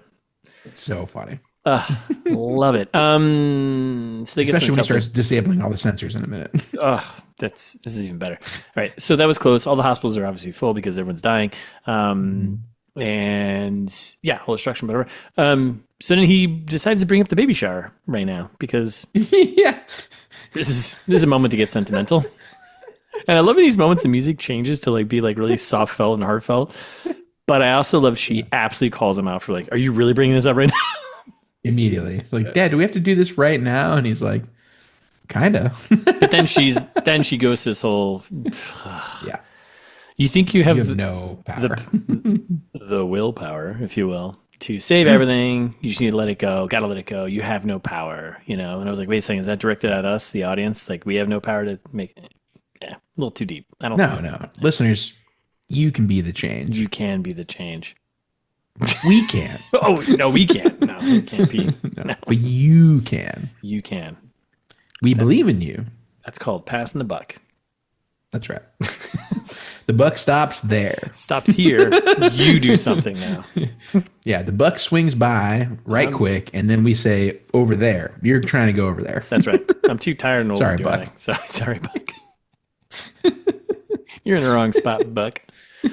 So then he backdoors into the Tesla because, hackable systems. Everything's hackable. If you want to get in, they can get in. Don't worry about it. That's right. And he shuts everything down because he's like, originally I thought he said, like, the car, she only needed to go a mile, but then it's like the car had 2 miles to go. No, it's a mile to her office. That's where they're heading. So he's trying to get her to the DHS headquarters. Oh, right. So which is several miles, apparently. Well, he shuts down everything in there, puts in low battery mode. Exactly. Shuts all the cameras out, shuts everything down, and it goes from 2 miles hacks to a drone to follow the top of it. It goes from 2 miles to 19 miles range now. And then he finds Mark's van. He gets inside the surveillance. That's definitely in every local bookstore van. Yeah, absolutely. Yeah. He's like, Mark, Faith's losing blood. You got to get to her right now. And he's like, oh, okay. Meanwhile, he's like writing a suicide note. He's like, Dear Faith. It starts at literally, Dear Faith, being a parent is hard. He's a single dad. Give him a break. Yeah, I know. Erica, rip. He's a single dad. He beats his kids, maybe. We think. I don't know. Be nice to the kids. What does that mean? Remember. Be nice to the kids. What does that mean? Be nice to the kids. What are you doing? All right, news update. Yeah. News update. More exposition. Meteors are crashing into Earth, knocking out satellites, which we already know all this is happening. Yep. The U.S. president being briefed. Sandra NASA calls. A bunch of military shots of helicopters, planes gearing up. We're firing up. It's like a Michael Bay movie. Fire it up. Let's go. Totally. Yeah. Join the military. Kind of thing. We're going to go. Yeah. Wait, is that the invasion of Kuwait? Or Chicago? Yeah. Where's this footage from? Now or then? I don't know what's happening anymore. I don't know. So back to your point about the actor who's playing the president. Now you know why. 2020. Jay Biddy, that actor. Yeah, the actor was playing was pulling off a little kind of like a semi J. Little JB, little dark Joe there. We're close halfway here. We're gonna move here. So briefing, we get Will updating the Secretary of Defense, Crystal there. We got Coulson there, Briggs there. We got some general and the president, and he's got all the info. Will's got all of it. He's got he knows everything's happening. They're taking out global response headquarters. They're taking out all of our infrastructure, power, water, etc. Nuclear's next. That's right. And then they're grouping up to concentrate the attacks. And everyone's like, oh, okay. Well, do we call it? Is this what we think it's going to be? Oh, my God. Don't and the president's like, don't fucking say it. Don't fucking say it. Initiate this war of the worlds to save us all. Oh, my God damn it. This plan is humanity's last chance. It's like, he said it. Ah. My face is melting. Why did he say it? And then 10 minutes from now, they reiterated that where they're like, everyone's calling this the War of the Worlds. Who's everyone? Why is there still news? I'm like trying to think of other like awesome movies where they would say the title of the movie in it, like, man, this is a Temple of Doom. Today is our Independence Day. Yeah. Oh, I mean, that's awesome. But that worked. Oh, that's awesome. The best speech. Damn it. That worked. You can't just be like, option initiate, this is War of the Worlds. We get some new voiceover. I don't know, maybe our boy, news reporter number 3, some voiceover about how the world militaries have put aside their differences and save humanity, which would definitely not happen. There's no way this would ever happen. Hard to say how this is going to go, but casualties are certain. And then there is a brief moment of celebration because they're like, this is when the army takes down the first one. Right. They're like, oh shit. Army takes down the first one. Ice Cube's like, hell yeah. There's a lot of hell yeahs in this movie, which I appreciate. Hey, Ice Cube, you want to make a quick million? Ugh, God damn it. And then I love how they're like cutting to like social media and it's like hashtag, this is our planet. God, everyone sucks. All of it would be down. Like, yeah. And then finally, again, almost halfway through the movie, for the first time, someone says, but what do they want? Ice Cube in this stretch, so this is like a military montage, the military, like fire, the world military, we're fighting back, right? He's got some gems, right? Took your ass out, great line, right? We cut back to him, like cutting back and forth between all the news footage, right? Take your intergalactic asses back home. That's a great line. That's a great line. Hell I'm almost wondering, like, they didn't write that. I think they were like, hey, Ice Cube, you do you. Yeah. In this moment. What would you say? Yeah. Oh, he's definitely improvising. I'm just picturing a director be like, Cube, I want you to be Cube right now. What would you say? I saw you throw that chair a minute ago. Keep that energy. You know who couldn't do that? Paraplegic. Now, I want you to I want you to take that energy. What would you say right now in this moment? What would you say? And he's like, hell yeah. Hell yeah. Take your intergalactic asses back home. All right. So we're taking down some aliens, more news exposition. Meanwhile, Will's still tracking face. She's out of the car. There's tons of blood in the back of the seat of the Tesla. We are glossing over a lot of the updates from Sandra, where she's like actually telling us what's going on. Oh, I haven't gotten there yet. Well, we skipped one earlier when she was like, it's intentional. Look, you can see them eliminating all the satellites. Here's footage. Oh yeah. Oh, and I was gonna say, and like 5-10 minutes they change direction too, right? And that's this next one. That's right now. Yeah. And then they make this. Every time they make this sound, they change directions. Which, yeah. And he's like, are they though? I'm not sure they're changing for direction. They're hunting for something. Let me put my jump to conclusions hat on here and figure things out. All right, so then we get Dave call. We get the son check in, right? He's going on about Goliath. He's like, collects everything on us. He says, it's, Dad, blah, blah, blah. You got to hear me out. And Ice Cube's like, fake news. Oh my God. Hangs up on him. I feel like that's like every kid talking to their parent or their uncle. Yeah, exactly. And then Sandra calls again and again is like, hey, again, I got to move the plot along here. Check this out. A missile took it down, but this tentacle seems like it's still alive. It's like inside the government building. They must have found all the government servers. It's like their secret data centers, and somehow the tentacle is trying to... Oh my God. Thanks, Sandra. Thank you, Sandra, NASA. Thank you. Okay. They're hyper downloading all the servers. Yeah. Did you get into the bugs thing yet? No, that's the next thing, I think. Okay. So then she's like uncovering this, and she's like, they're on my clothes. Critters. But they don't want her because they want data. They want the data. They need the data. You know what I mean? Well, people are data. Whoa. If the bugs only knew to hack us, hack our neural systems. Our DNA. Hack our DNA. I think we got a story on our hands here. Yep. War of the Worlds 2. Electric Boogaloo. Human nature. Okay, so she's like, whoa, there's little critters here, but they're going after like a little hard drive or after her phone, and like, oh, they went for my phone because like they want the data. They're looking for the data. So this is about a halfway point. We're moving. We're doing good here. We're okay. Let's cut to a montage. I love this montage. So the data centers are being crippled, and then it's like all of the militaries have stopped working. Like they'll literally they'll delete delete GPS, and then you see like boats like falling over on their side. You're like, wait, what? Like I know a lot of like this I one think boats still float. And the plane that just like kind of flips over and just falls straight down. It's like, I'm pretty sure. I mean, you have a pilot up there for a reason. Like, I mean, they can figure this out. It was so funny. And like tanks just all of a sudden kind of like flip up, and they're like, well, these tanks are done now. And like, I'm pretty sure tanks aren't super digital. We've had tanks for a minute. It just knocks out your aiming. That's all. Like, you just go old school, and you're like, all right, get the paper out, pen and paper, and you map it out. So funny. It's all degrees. That's it. Okay. So, quick side question. Yes. How many gallons of baby blood would it take to fill up a Prius? Do you know, by any chance? I do not. I only bring that up because we just took a quick break because we needed to, talk off screen here. Hail hydrate. And this whole human blood to gas tank ratio thing has got me really intrigued. So the chart that Google gave us adults. I was like, well, how many babies would it take? Did say 8 to 10 adults. Yeah. So how many babies fill up an adult?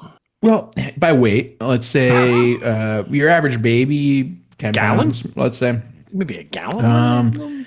Well, I'm assuming gallons of blood scales with weight. So if a baby is 10 pounds, average human, let's say 150. Sure. 15 babies per human. Per human. So we're looking so if we're saying 8 to 10 people on the low end, let's say 120 babies. Oof, it's expensive. I mean, that's expensive. That's pricey. That's you can't just come buy baby blood these days like you used to. 15. So how many? It's okay. All right. Is this when we lost all the listeners? No. Just the weird ones. Right. If you made it this far, no, we only lost the weird ones. Yeah. Everyone's like, whoa, baby blood. I never. Jesus Christ. Baby blood in this economy? Oh, I never. I want to stay young forever. Get out of here. Go on. Get. All right. So we are halfway. Montage. Oof, what we just did. We had a montage. And now we're back. Yeah. So like the military are sitting ducks now, and Sandra NASA's like calling back immediately. Yeah. But he never answers Sandra NASA because Mark also calls. He's like, hey, Pops, Faith isn't doing so good, Pops. Not looking so good. And Will's like, you got to do something. You got to stop the bleeding. And I love how all of a sudden, out of nowhere, Mark turns into the hero. Well, kind of. Yeah. He's like, don't worry, Pops. I got packing tape. We're like, what? And Ice Cube's like, what? And we as the audience are like, what? We as the audience are like, if I Google how many babies is it blood does it take to at this point? If I got a couple feet of rebar stuck in my thigh, how many feet of packing tape do you think I need to plug that up? Jesus Christ! Sweet, he's got packing tape. Packing tape a tourniquet? Google, please. I don't know. Is packing tape a tourniquet? You could. I mean, it's just right. You just got to cut off the thing before the cut, so you stop the flow of blood coming out of the cut, right? Which, by the way, another thing I'm going to throw out there, as a biomed person, you can answer this in a second. As a biomed person, she is she's a med person, right? She had to go on some form of med school to be into biomedical, right? Research and all this sort of stuff. She's almost a doctor. Close. But wouldn't she know? Isn't it common knowledge? Like, if you got something jammed in you, you don't pull it out because it's going to cause more bleeding. Like, even I know that. Right? It's first grade. Right? Boy Scouts. By the way, is packing tape a tourniquet? No. Packing tape is not a tourniquet and should not be used as one. However, because it gets stuck and you can't, right? Duct tape can be used as one. What? Thanks, Google. I mean, packing tape is not designed for this purpose and would likely be ineffective and potentially harmful. But duct tape. Duct tape, on the other hand. How's that? Is that good? That's good. Is that Gemini? God damn you, Gemini. Yep. And then I got a whole list of ideas of why packing tape is not a good tourniquet. Too narrow. Give me, Not designed for compression. Lacks a windlass. Windlass? What? It's the stick, the tourniquet, the stick part. Oh, Apparently that's called a windlass. Oh, okay. Right. So anyway, now we know. Good. Well, I'm going to throw out there. This is a learning podcast. This listeners, is a learning podcast. Always fact check the things you hear, listeners. Always. Let it be known. But let's just say it takes how many adults to fill up? How many adults' blood? 15? 8 to 10. 8 to 10. That's potentially anywhere from 15 to 20 babies. No, 120 babies. 120 babies we need. Yeah. On the low end. Yeah. Fill up a Prius gas tank. That's right. And then packing tape, not a tourniquet. Duct tape, maybe. Maybe. If you're in a situation, that's all you got, give it a shot. Yeah. That's all we're saying. That's all we're saying. Yep. But also at the same time, don't pull the thing out of your leg. Don't pull the thing out because it's going to cause more blood. Anyways, all right. Let's 101. 101. All right. So he's like, yeah, I'm a professional. I get packing tape. That's weird. Meanwhile, he's packing taping his wife, whatever they're into. Sandra call, right? And yep, she calls again. She calls again. Big news. Big news. And he ignores it again. They're attracted to date her, right? Yeah. Yeah. Right. So the attack, Will puts together, he's like, wait a second. Hold on. He's like, the attack was a diversion, so key things could go to the data centers, data centers, and get the little bugs into the data centers because it's all about the data. Yep. And it's all about little bugs. Little bugs, little daters, right? Yeah. Big data, little bugs. And then it's from the trailer when the whole trailer was like, the daters, their food, which they never said, thankfully. Thank God. And we get more news updates. There's no GPS data anymore, so you can't be stalking your people. A plane literally just falls out of the sky. I think planes can still fly and land without. So funny, right? I think I'm pretty sure you can still just definitely yes. They're like, oh my God, the data stopped the jet fuel from working. You're like, no. I'm pretty sure. No. That plane's going to still do plane stuff. The power grid's collapsing. All of their financial data is gone. They're like, the world is bankrupt now. There's looting everywhere. You're like, that's the thing we're focused on right now. And speaking of that's the thing we're focused on right now, Will is like, oh my God, my Facebook memories are being deleted. Like, oh no. He's like, oh man, I got to check on my ex late dead wife's Facebook page, right? That's right. Once removed. Yeah. And I love how, this is great. So like as he's scrolling through, he clicks on photos and all the photos being deleted. It's like the broken image files. But then I love, he goes to the audio file and he starts playing it and it starts melting it. It starts melting sounding like as if it's a cassette tape. Awesome. That's not how we all know that's how digital audio works. It's like, don't forget to not beat the kids. He puts the lotion on the basket. Oh, baby, I miss your voice. Yeah, and he literally just goes, fuck. The one F-bomb. I love it. And Facebook finally is deleted, which is like goals. I mean, that's right. I mean, that's a godsend. If that could actually happen. So you may, okay, anyways, whatever. That's fun. Yeah. It's good to have goals. And so now Erica is not only dead in real life, she's now dead digitally. This is, let's get deep for a moment here. This is Will's chance to now let go. The aliens. If you were dead and I posted all those weird things on your profile and then aliens deleted it, I would be heartbroken. I'd be so pissed for you. I'd be so disappointed. That's right. I want my Facebook page to basically be my tomb. I want my baby back, baby back. Baby. Wherever I'm buried, the tomb's just going to be like Facebook/Russ Capasso. For more updates. At Russ Capasso. Instagram. Twitter. He doesn't have one. Yeah, I'll keep posting. Never forget. All right, so. Can't believe I'm gone 2 weeks. Look at this shithole. Are you going to post as me? Yeah. Post-human, was it post-human, whatever it is? That's right. A little of both. I'm going to do a little bit that are like first person you post. I love and then that. I'm going to do some that are going to be like, Russ would have wanted that's this. Like terrify the shit out of my family with that. That's awesome. Like, I'm so it's like, at one point it's very clear that it's not you, but then other points they're like, maybe. Well, what I'll do before I die, I'll send you all like I'll have it set up or a schedule. If I die, like I send you all of my photos in my phone, and you can start like back posting old photos, so it feels like it's actually me posting the photos to really mess with everyone. So smart. Which I think ties into a safety tip. Yeah, I see it now. Number 62. If your best friend dies, throw their phone in the Charles River. That's right. That's right. That's right. It's because you don't want people to find the porn that they That's watch. Right. That's right. Don't post everything that's on my phone, please. That's right. It's pretty specific to Boston, but but any river, really. Any river will do. We can call it the Charles X River, because whatever river, it's all. Actually, now that I'm reading it again, I see if your best friend dies, throw their phone in the Charles River, period. Any river will do. That's right. Yeah. Second sentence. Yeah, it's a second sentence. But if you're going to throw a phone in the river, Charles River is the best one to probably throw it into. That's right. That shit ain't coming back. Unclean. So unclean. No one's going to get it. So many shoes and dead bodies. That's great. I feel good. I feel I have a good plan for my end of life. All right. So we get the disruptor, aka Dave here. Live stream. Dave, live stream. And it's literally him just being like, "I told you so." Yeah.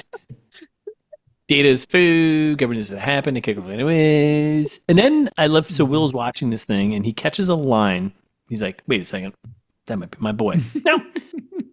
Man, I know we're doing like scene by scene at this point, but yeah, it's horrible. So you've been tracking this disruptor hacker. This is like your big terrorist guy. You're like on him. Yep. And you never thought to do disruptor. You never thought to do like a voice, Never. I said the same thing. I was like, wait, now he's doing vocal decryption? That's a thing you can do? By the way, this scene is me editing our podcast. You're like, vocal decryption. Okay, I'm like, Audacity, vocal decryption. Okay, boost Jared. Okay, we're good. Make Jared enunciate. Yeah. And he's like, and I love how he's like, "It's you. How could you, man?" So Dave and Dad chat. Pass the pass. You ready to work together? I gotta go. I'm not ready to accept this. Yeah. And listeners, this is when the whole movie takes a turn. Like it goes from being, again, as much as we made fun of it, I really enjoyed the first half of this movie, the first like hour. I thought it was fun. Like it was like silly at times, but it also like wasn't that ridiculous. And now it takes ridiculous to 11. Yeah. And you're like, wait, what? Like all of a sudden he's like everything just like changes. Every character completely different from here on out. Yeah. Yeah. Like inexplicably just everyone's a hero on a dime. Everyone's a hero. I mean, it's a family film to bring the family together, right? Yep. So Will's clicking through all these files and he's like, wait a second, UAP events, data harvesting, it's all there. Weather, the strange crafts, collecting data. They knew and they hid it from us. They lied to my face. They knew about these things, the bugs. Yeah. David was right. Briggs is behind the whole thing. No wonder he wanted to catch the disruptor. They literally had an audio file of Coulson Briggs being like, "Yeah, whatever, don't worry about it. Send Goliath out there." And like, there's going to bring them to us. And it's like, oh my God, Jesus. We can predict every person's every thought in action. What? And then it's like, and then it caps it all off with, and it's in this building right under my feet. That's right. That's right. Because you're the only employee left in that building, apparently, with the phones still ringing in the background. So then Briggs calls him, and instead of playing it cool, Will's like, "I got you, man." And Briggs is like, "If we can't track our babies, how can we protect them? It's just like children. The world is our children. That's right. Children blood powers Priuses. That's right. Prius Primes. That's right." The DHS building's a bunker and Goliath's 40 feet underneath. I made sure the aliens, they can't possibly dig 40 feet down. No one can.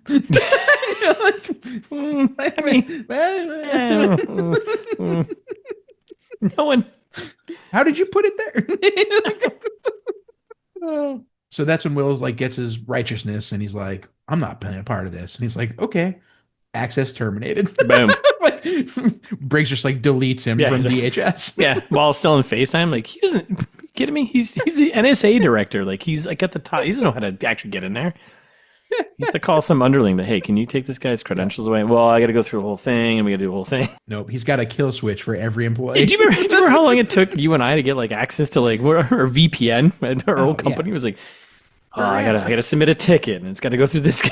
I have employees that haven't worked in my company in like 2 years that still have access to systems they probably shouldn't. Yeah, there's no way the government is that much more efficient, especially now. No, there's no way. Of course not. So this is when he's like, you know what? Actually, instead of being the character I was 2 minutes ago, now I'm an entirely different character, willing to like basically do a light treason, kind of. I mean, yeah, he's still in the building. He's a DHS guy. Right? Yeah, and he's like, he like calls his son, and he's like, you clever little shit, because they delete his internet too, and his son pops up on his computers and like, Dad, I got your internet again somehow. And I'm like, that's not how internet works. All right, so Disruptor comes to the rescue here, and I love how he's going really well. It's fine. It's fine. It's great. It's good. This is good content. This is good. This is probably one of our best episodes we've done in forever. You know why? Because we unleashed the beast. We started drinking. We can't drink at 9 a.m. Well, we tried it. We did try it at first. Unsustainable. So, and I love how classic, you got to reference war games, right? Shall we play a game? Always. Just like that, Dad is ready to join the rebellion. He's like, I'm in. Like, what? And he's like, touchdown. And I was like, wait, sponsored by the NFL? Yeah.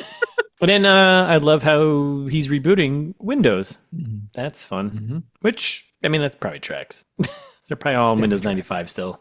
All right, so then we are not close to the end, but we're getting close. Not at all. No. So we get a quick update from Faith. She's good now. Yep. Radford's back. So he's back in the system. Forget about that character. Yep. Yeah. Will's good. Faith, don't have to worry about him. Mark sends photos. He's like, this is when he says like, baby girl's okay. Yep. That's so right. Mark delivered a baby and saved his wife with packing tape?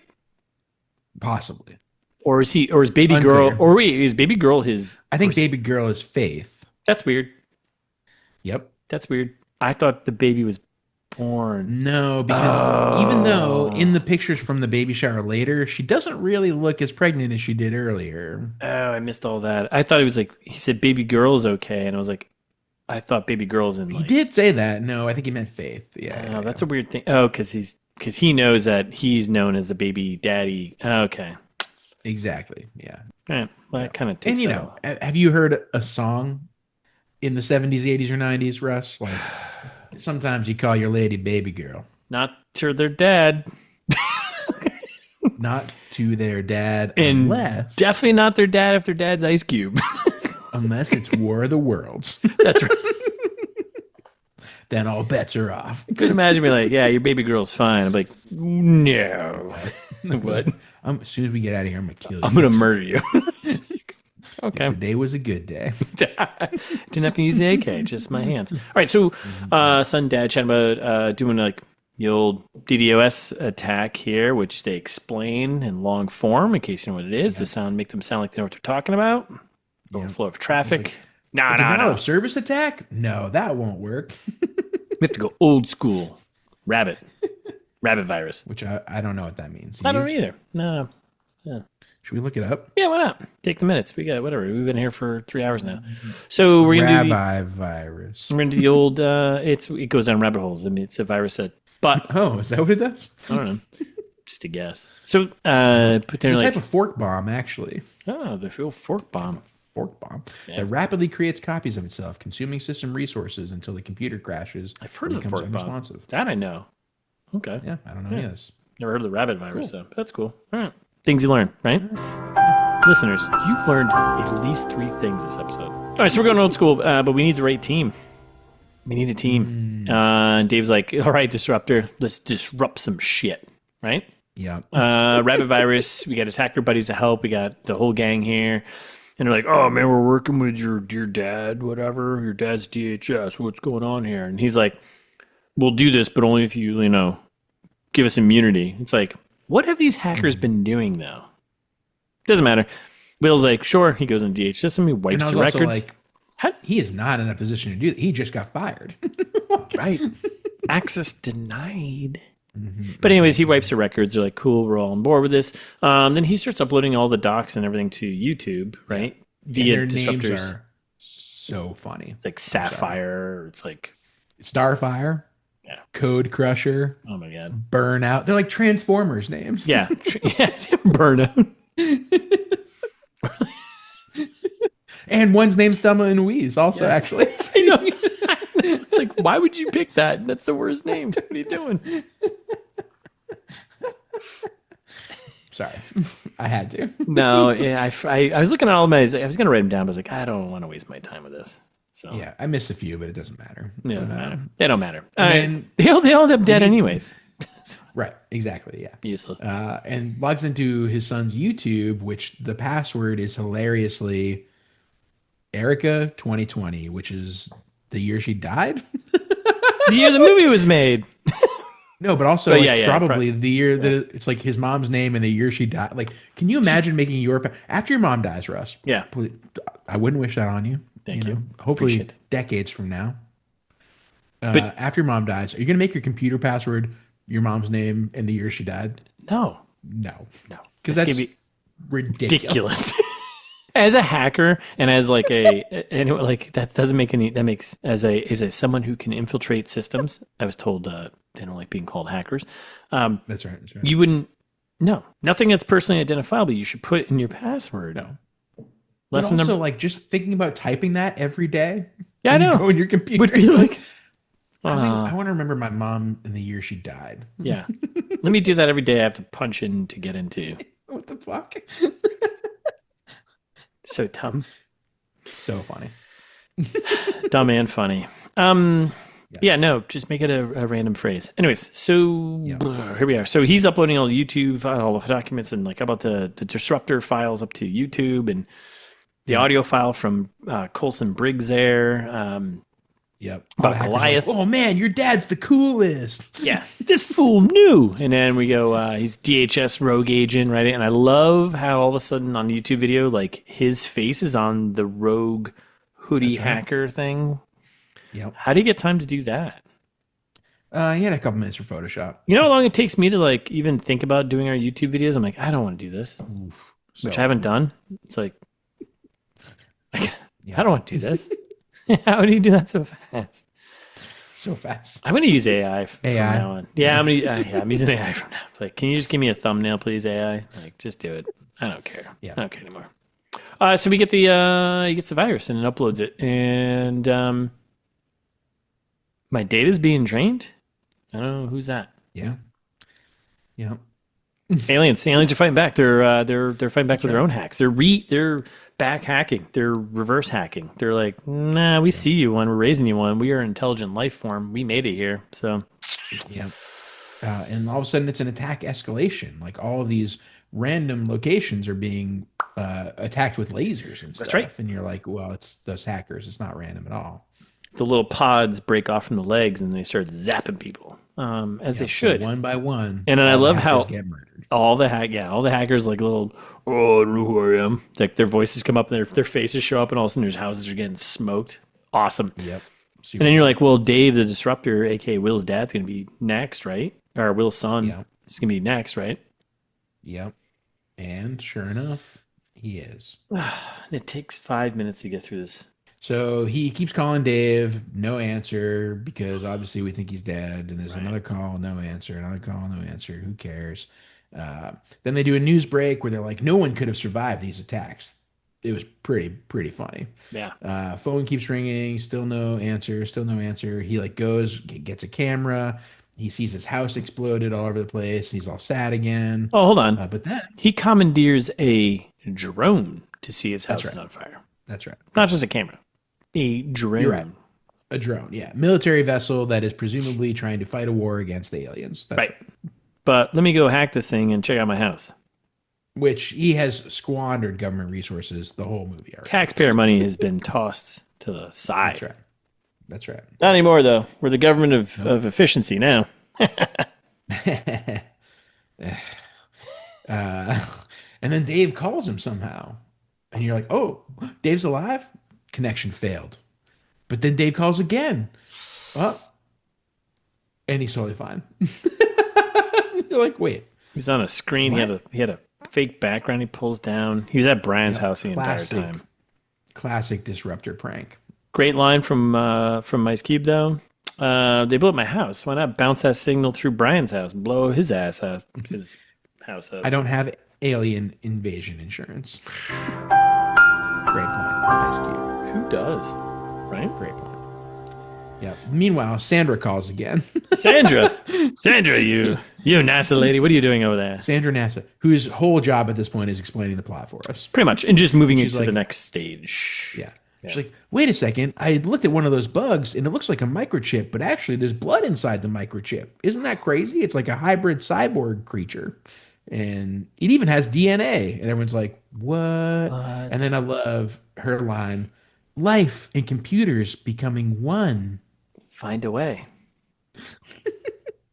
It's like, what's happening? So then at this point, this is when it escalates even further. And it's like, now we just get everyone on FaceTime. So that way the rest of the movie, we just had everyone on the same screen finally for once. It's a family Zoom. He's like, wait a second. Because also Dave's been sitting here in the background with Sandra. And then he's like, let me call my daughter also. Yeah. And then Dave's like, hey, sister, can't you like rewrite that cannibal code or whatever? Like, isn't that a thing? And then Mark's like, yeah, wait, what if we rewrite it so that way the aliens cannibalize themselves? And then Dave's like, oh my God, Mark, you're a genius. Amazon genius. These are Zooms I wish I had my family back in 2020. I mean, we basically did, you know? Totally, yeah. Like, you just upload it into Goliath and then easy peasy. I'll send, and then Faith's like, all right, I'll send Dave the DNA sequence so he can translate it into code. And you're like, doesn't. What? Has it? What? What? What? All right, so now the plan is we got a high profile Zoom coming on, as we all did back in 2020. And so we got General, we got the POTUS, we got everyone, right? Everyone's here. And we got Will chiming in, but the plan is to blow up DC and the DHS building. Basically. Will not chiming in. He's just hacking in. That's right. Yeah. Yeah. Right. He's not supposed to be there. He got disinvited when he got fired from DHS. That's right. That's one does. But so like, wait a second, they're going to bomb me? Oh, no. Not once, but twice. And twice Three as hard. times a lady. That's right. And twice as hard. Yeah. Got to make sure Goliath is destroyed. That's right. So of course we gotta. Here's the plan though. Oh, we gotta get this virus. We gotta upload it manually because you got to do it right. So good old fashioned USB drive. But guess what's not at the DHS building? There is USB drives because security. Yeah, you can't be bringing them in there.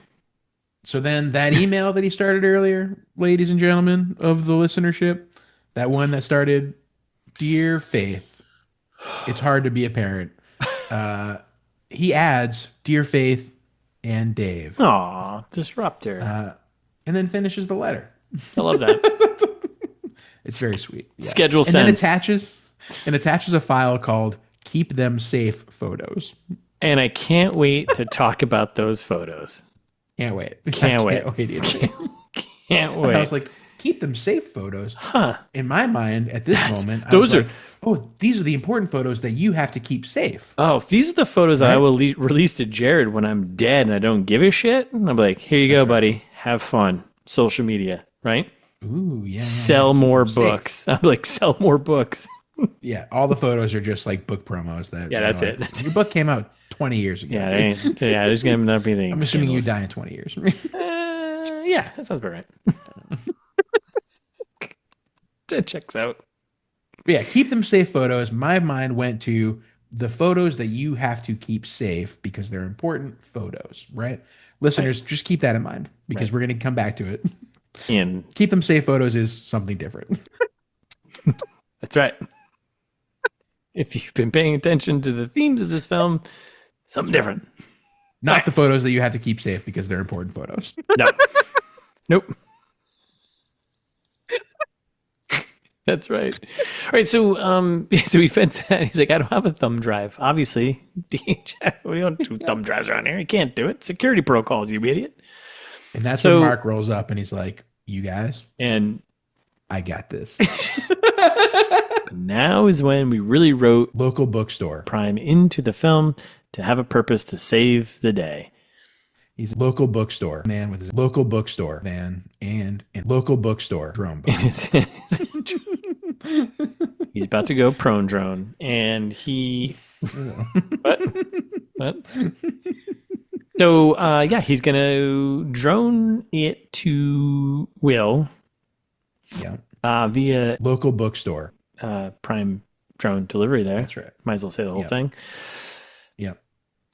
But he's like on 100 times already, so it doesn't matter. He's like, hey, but you got to put it in his local bookstore order for me to get your location so I can do this. That's right. Ooh, you know what else? If we're making a lot of work for you this episode already, every time we say local bookstore, I want you instead to cut in local bookstore. Done. So here we are. Amazon is going to save the day. Basically, local bookstore. Going to save the day. That's pretty much what we're getting. That's what we're getting down to. I gotta stop saying it. You're making more work for yourself. So, all right. So then we got Will. We get the whole family on. Everyone's on. Everyone's got their job, right? So we got Will QBing. I'm really excited about this episode. Will QBing is the situation. He's like, all right, Sandra, you let me know when the U.S. military is coming to blow me up. Faith, you keep an eye on me, and give me where am I going for the schematics? I don't know the building that I work in. I've been working in forever, and I'm obsessed with. But apparently, you have the blueprints, so you can tell me where I need to go to get the servers, which I should know how to get to. Not the secret Goliath hole. Oh, right, yeah, okay. And then Mark, you get that drone here, you son of a bitch. I believe in you, he says. So, aliens are headed towards the DHS complex. We got as are the stealth bombers. Stealth bombers, as is the Prime Air drone. So we have aliens, right, bombers, and a little local bookstore. What more could you ask for? It's gonna be so funny when I cut like a little plastic drone. And I love there's little emphasize plastic. And I love how little pop-ups is like your order has shipped. So then we get like another like video game point of view. We're following the drone now, which I love. And Mark is like a fighter pilot, apparently. Like Mark is like dodging alien laser blasts consistently and small target. Often. Small target, though. Small target. So. Sure. Let's say small target. You tell me for some reason you tell me these aliens came from light years away. They don't have small targeting artillery. Yeah. That's one part of it. The other part of it is why? Why would they be targeting this drone? They, as far as I know, don't know about this plan. Well, they would because they've pulled all the data. They pulled all the data, so it would. Well, right? They pulled all the data, but there is no more data. There's just this is like live communication at this point. Is that data? Does that count? Like, are they tapped into? I don't know. They're not into live feed data. I think you're right. I'm questioning like why are they targeting this tiny little drone? How far could that drone actually work from his setup? Not that far.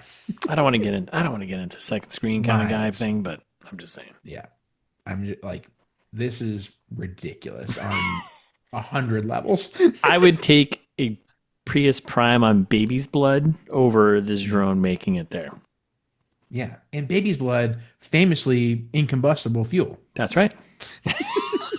It's not going to get you very far. That's right. Really, if you're converting baby's blood into gasoline. That's right.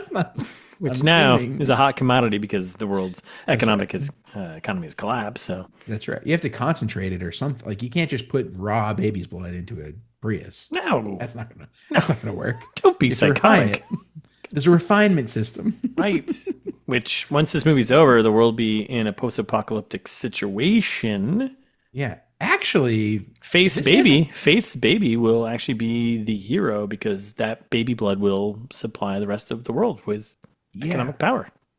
And this might actually work, dude. Like now that I'm thinking about it more, are you familiar with microplastics? Yeah. Had Is some that today. what I had for breakfast? Yeah, I was gonna say. Yep. I'm pretty sure babies' bloods are probably full of microplastics because our blood is full of microplastics. And we feed Therefore, you probably could refine those petroleum products back into oil, back into gasoline. It would probably take tens of thousands of babies to produce enough blood to refine into gasoline in order to fill a Prius's tank. But that's not the point. I think it's possible. That's right.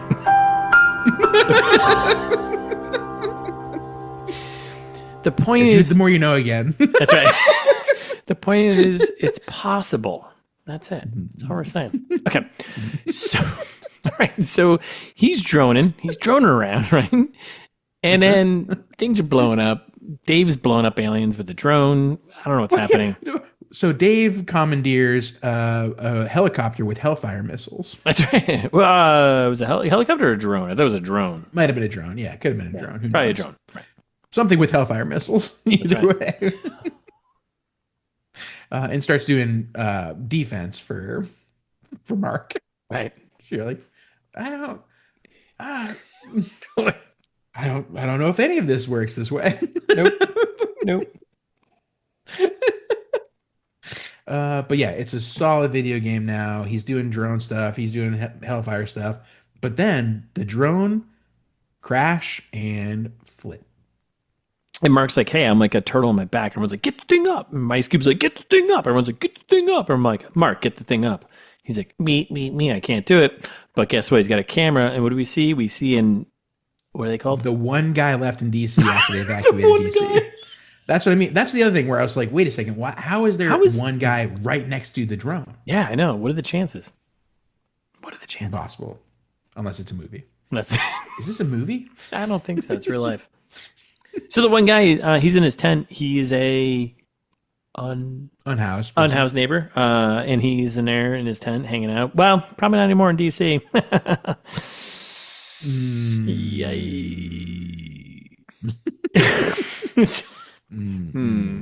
Federal district.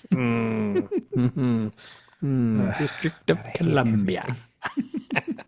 Anyway, so this guy who's probably not there anymore, and they're like, how do we get his attention? Well, everyone's got a phone, even the unhoused, right? I didn't think this was an unhoused guy. I thought he was just crouching behind a car. I thought this was just some like car guy. He was in a tent. He was hanging on a tent. Was he? Yeah, he was hanging on a tent. I thought he was hanging onto a car. I know. He was a guy inside of a tent because they're like, they made the whole point of like, everyone's got a phone because they kind of circled around the fact that he was an unhoused neighbor. And we're like, oh, everyone's got a phone. And he had a phone. And they hit the phone. And we're like, hey, man. And they were like, we'll give you a year's worth of free internet. And he was like, yeah, the government watched me. Why do I do that? Yeah. You know who doesn't watch you, though? Local bookstore. $1,000 local bookstore. Gift card. Sold. I will do anything for $1,000 a man. Local bookstore. Gift card money. Yeah, me too. That's so much money. Yeah. It's the new what would you do for a Klondike bar. That's right. So this guy runs out there and he's like, sure. And he flips the thing over. Little local bookstore. Card fired to him. Let's get that promo in there. This is ridiculous, this movie at the end here. So chaos. Drone gets in a building. It's flying around. Its battery's dying. Faith is trying to lead them both to the server room. Ice Cube's like, where am I going? And then Sandra's like, there's 10 of these things. There's 10 of these things on top of the DHS, the aliens. And then we get a good old move, bitch, get out the way from Ice Cube, right? Classic line. Yeah. Love that line. My favorite line. As he's fighting off a tentacle, like an alien tentacle is getting him, he's like, move, bitch, get out the way. Yeah, and then aliens a couple times. Yeah, for sure. Airstrike is coming in. Aliens are moving in. Everyone's moving into DHS, onto Will. The only employee left in the building. He's locked in. Where's that drone, Mark? What the dude? Battery's low. Yeah. All is lost. Except the drone arrives. Just fine. Yeah. And he's like, oh, shit, now my access card doesn't work. Just, God damn it. What the fuck? God damn it. This fucking movie. They're like, wait. Just rewind the security footage. You can probably just use someone else's access card. And you're like, there is one line where Faith is like, Dad, give me a second. I've never used the system before. And I was like, oh, she said the thing. Like, you're right. That is how this would play out, where like you've never used the system before. She's a biomed person. Yeah. All of a sudden she's got to be like a hacker blueprint heist person? DHS employee? Where she's going to scroll through all of this film and find the person who's punching a code, which, by the way, the last 20...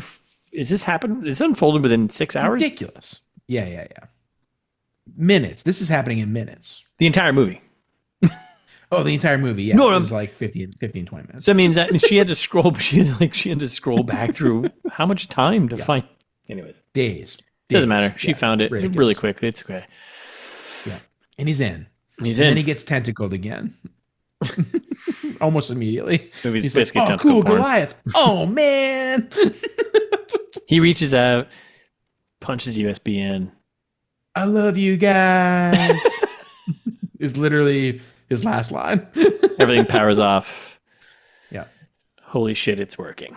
Faith is crying. There's like someone like walked over to her and like poured some like Visine like under her eye. And, like, you're like, I don't think tears stream like that. Yeah. Seems unnatural. Yeah. So we get footage of the aliens collapsing. We get airstrikes aborting for some odd reason at close. FaceTime tears. Literally 3 seconds. They pull it up on the screen. They're like, the stealth bombers were 3 seconds from destroying Washington, D.C. And they're like, oh, wait, you guys, look, the aliens are dying. Abort. Guess we're out. Like, we out. What? That's not how any of this works. Now, we all think Will is dead, and we cut to a laptop. Yeah. Someone punching in, logging in. Reads the email from Dad. Being a parent is hard. And we get to the photos that he had attached to this email. The keep them safe. Keep them safe photos. Now, if I sent an attached email to Jared when I die and it said keep them safe, there's probably a lot of thoughts what those might be. Jared might be a little nervous. Could be anything. What were they? They were screen grabs of his children. From security footage. From like earlier that day. So listeners, just to play that back to you, the keep them safe photos were not, I literally thought it was going to be like a family album that he had downloaded from Facebook of like his wife and their kids together. Because earlier on when the photo, that's what I thought too. Right. When they're the photos that you keep them safe. You keep them safe. These are the ones that justify him keeping them safe by being a creep. And so it's like including Mark and was Sandra in there too? Yep, everyone was in there. Wait a second. This is just all the creep photos that you have. Like no one's going to be enthused about this. No, I'd be like why is this timestamp with the CCTV fucking camera? Yeah. Keep them safe photos, famously. That term, keep them safe, just can go so many different routes. That's all. That's all we're saying. Good. So keep them safe. Keep them safe. And then he's reading. So Ice Cube is reading his email that Faith is reading. He's voiceover. Yeah. And please forgive my trespasses, which is, I think maybe, was that taken out of context? I don't know. I'm not a big holy man, but no. Is that right? Is that a good application of please forgive my trespasses in this situation? No. Okay. Yeah. It's not great. But sounds cool though. Like it's definitely like nothing Ice Cube would say in this situation. Is the moral of the story. But then we get like the post credits, basically before the credits, of like we get the news article about how Faith's new tech virus saved the world, kind of thing. Like Faith and Dave, and then we get like they did their part. Briggs gets arrested still for some reason. Which, by the way, all this is on social media in this world that has been reconstructed. Doubt it. Not within that time. Right. Yeah, no, definitely not. Absolute global catastrophe. Nothing good's happening right now. Yeah, Sandra NASA is now the new head of NASA. That's right. And then it's like there's another article that's like Radford family heroes for privacy and humanity. Oh my god. Wait, for privacy and humanity, one of these things is more important than the other. And then there's the good old fashioned social media post from the other podcast that shall not be named.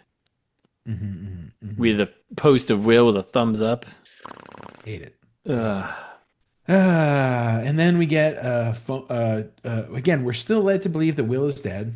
Yep. We get like the screen wallpaper background here of somebody's computer with Hacker Will's face Yep. from the Photoshop that he didn't have time to do, with the caption, "Let's disrupt some shit," as Great Ice line. Cube would probably say. That's good. That's a great line. I love that. Yeah. Yeah. But then General Crystal calls Will Secretary out of of the blue. Defense. What? Secretary of Oh, sorry, Defense. Secretary of Crystal. Defense. Yeah. Different role. Possibly General. Possible general. Yeah, that's doable. But you're right. Secretary of Defense. Yeah. Calls Will and he's like, Split screen. "Hey man, tremendous work. Excellent job. I need you to pioneer a new data collecting system that doesn't invade people's privacy." Which does not. That sounds ridiculous. Yeah, that's like jumbo shrimp. That's an oxymoron. That's not actually how that works. Right. So. And thankfully, Will's like, I think he does a little calculus in his brain of He's like, that sounds impossible, first of all. Second of all, I'm done watching sorry. us. Nah. I'm done watching us. I'm watching you guys. Yeah. And the guy is flummoxed. Secretary of Defense Crystal's like, but the president doesn't get time. Hang up. Hang up. Boom. End call. Yep. Hang up button. End call. Thanks for coming to the baby shower. Because right. then we get baby shower photos. For collection of family photos, War of the Worlds, and then we get a short title card, inexplicable title card. Yeah. Yep, War of the Worlds, and then we get a post 2-second blooper reel. Privacy terms pop up, accept, decline, and then we go to cut to Mark and his local bookstore. Van getting yelled at by Will. Yep. And I was like, are they trying to do a ride along? Maybe. The end. The end. We were supposed to. What? The credits are all like video credits, which I was like, this seems, again, not expensive. Yeah. Well, as soon as like Ice Cube being like, it's like Ice Cube, and he's like smiling, like local bookstore. For me, they just went right to like, oh, here's a pop of other stuff you might like, and then it immediately started playing something else that I would not like. So I declined that. Yeah. I was like, nope. And then I kept watching the credits. And it was like all videos, like all the main, because like you said, there's only 4 people in this movie. And so there was like video of all of them being like, 2020 COVID. They're like, oh man, made a movie. All right. How do we fix this? Russ and Jared ameliorating? Yeah, I think so. I think make it longer. This is one of those where I'm like, give us an extra half an hour, make it 2 hours. I liked the first hour. I'm on record as saying I liked the first hour. Okay. I think if you had more time, they could have not made it so rushed and stupid at the end. I think if with a little bit more storytelling, with a little more development of characters. Yeah, exactly. I mean, maybe we're taking this too seriously though. Maybe some higher stakes, like for like faith and whatnot. Like, don't do it local bookstore, your own thing. Like, slow it down. I think slow down the end, because the end is way too fast. Like they're all just like, from when it's literally that hour turning point when he's like from loyal DHS employee to all of a sudden rogue hacker guy. Very quick. The rest of the movie's so stupid. Yeah. Yeah. Make him be conflicted or something. I don't know. I don't know how you. So if you're gonna shoot it this way, I don't know how you make it better though. Like if you're gonna shoot it like this, what is it? What do we call it? What's it called? The whatever, selfie cam there. Selfie cam bullshit, whatever. Yeah. I'm not into that because I immediately was like, well, why would I want it? I don't want to watch a movie. Desktop documentary. I don't want to watch a movie that's already what I do every day for 8 hours a day. Not that I do that, but you know what I'm saying? Like, I was gonna say, you don't do that. So I mean, I do sit in front of a computer screen. That's true. I don't want to be playing video games. Yeah, this movie's like playing video games. I don't know. Yeah, I know what you mean. I think the problem is I stand by my make it longer, because I think that would have made it more palatable. I would say, so you saw that movie Searching. I did not see that movie. I did. All right, the movie made a ton of money. Just because it made a ton of money doesn't mean necessarily it's good. I didn't look at its Rotten Tomatoes. Was it good in its execution? Pretty good. Yeah. It built some tension, like it did something. Apply that to this, right? But 92% on Rotten Tomatoes. Holy shit. It was a good movie, dude. All right. So they did this form of this the right way, right? Yeah. John Cho. I mean, John Cho. Come on. Well, this is also tough because you're trying to do like a big budget thing where you have alien invasion stuff, which you can totally do, low budget, totally fine. We've seen it. We've seen decent versions of a low budget alien invasion thing. I'll tell you right now, District 9. Oh, District 9. Decent, District 9, low budget. You could have done the same kind of mixture there. And I agree, slow it down. You could have done this selfie, what the hell it was called? Selfie documentary, desktop documentary style. Desktop documentary. Yeah, you could have done that. And maybe I don't know. But the problem is you need to get people out there doing something though. Because it felt so disconnected. Yeah. I don't know. Yeah. Agreed. I can't get into it. I can't get into it one person's in there. Also, I think it's... Don't change the casting. No. The casting was great. I think it's just what it is, though. I don't know if there's any fixing it. But yeah, no, I think you're right. It is what it is. And I liked it. I'm overall, would I watch this movie again? Yes. Actually, really? Yes. No. Yeah. We don't have that many of those. We've done some that I have already seen that we've done all right, I've watched this now at least twice, sometimes 3 times a lady.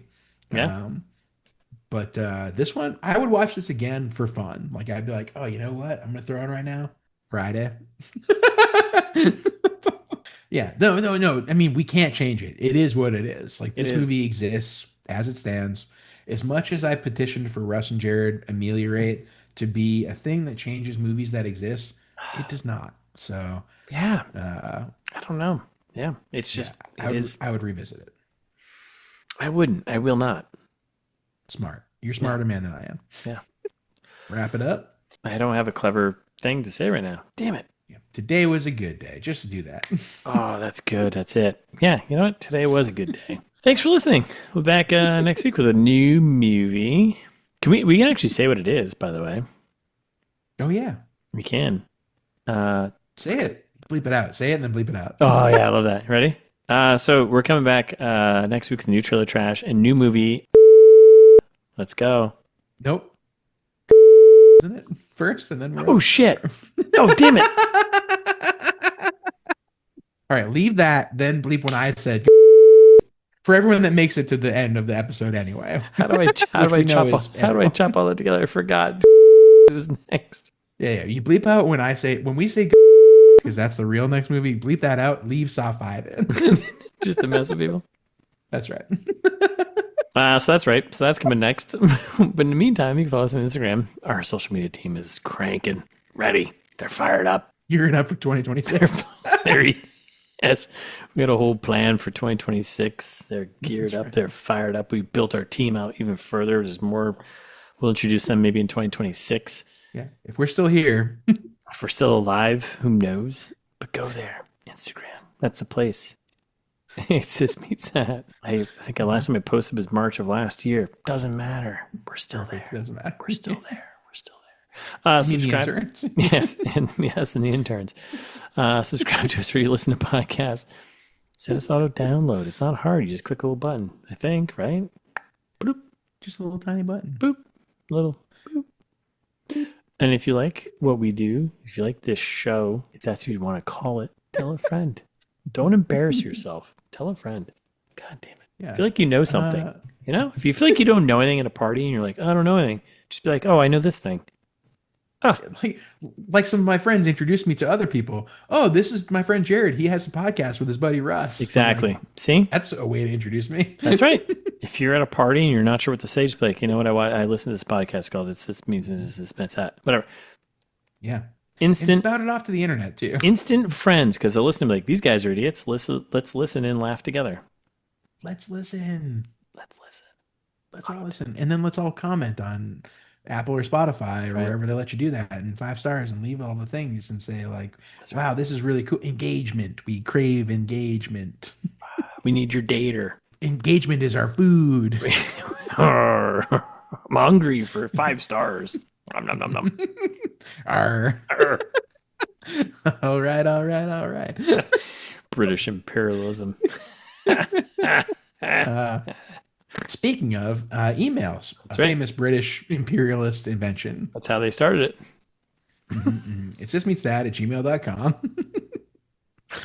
Or go to the website because we've got 370 episodes, too many episodes, merch, t-shirts, whatever that thing Russ said we were selling on Etsy earlier. We'll probably put that on the website too. Sausage curtains. You said sauce curtains? Sausage curtains, you know.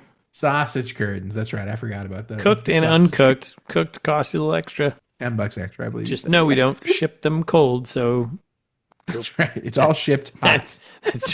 That's right. Or, however. If you local bookstore. Yeah.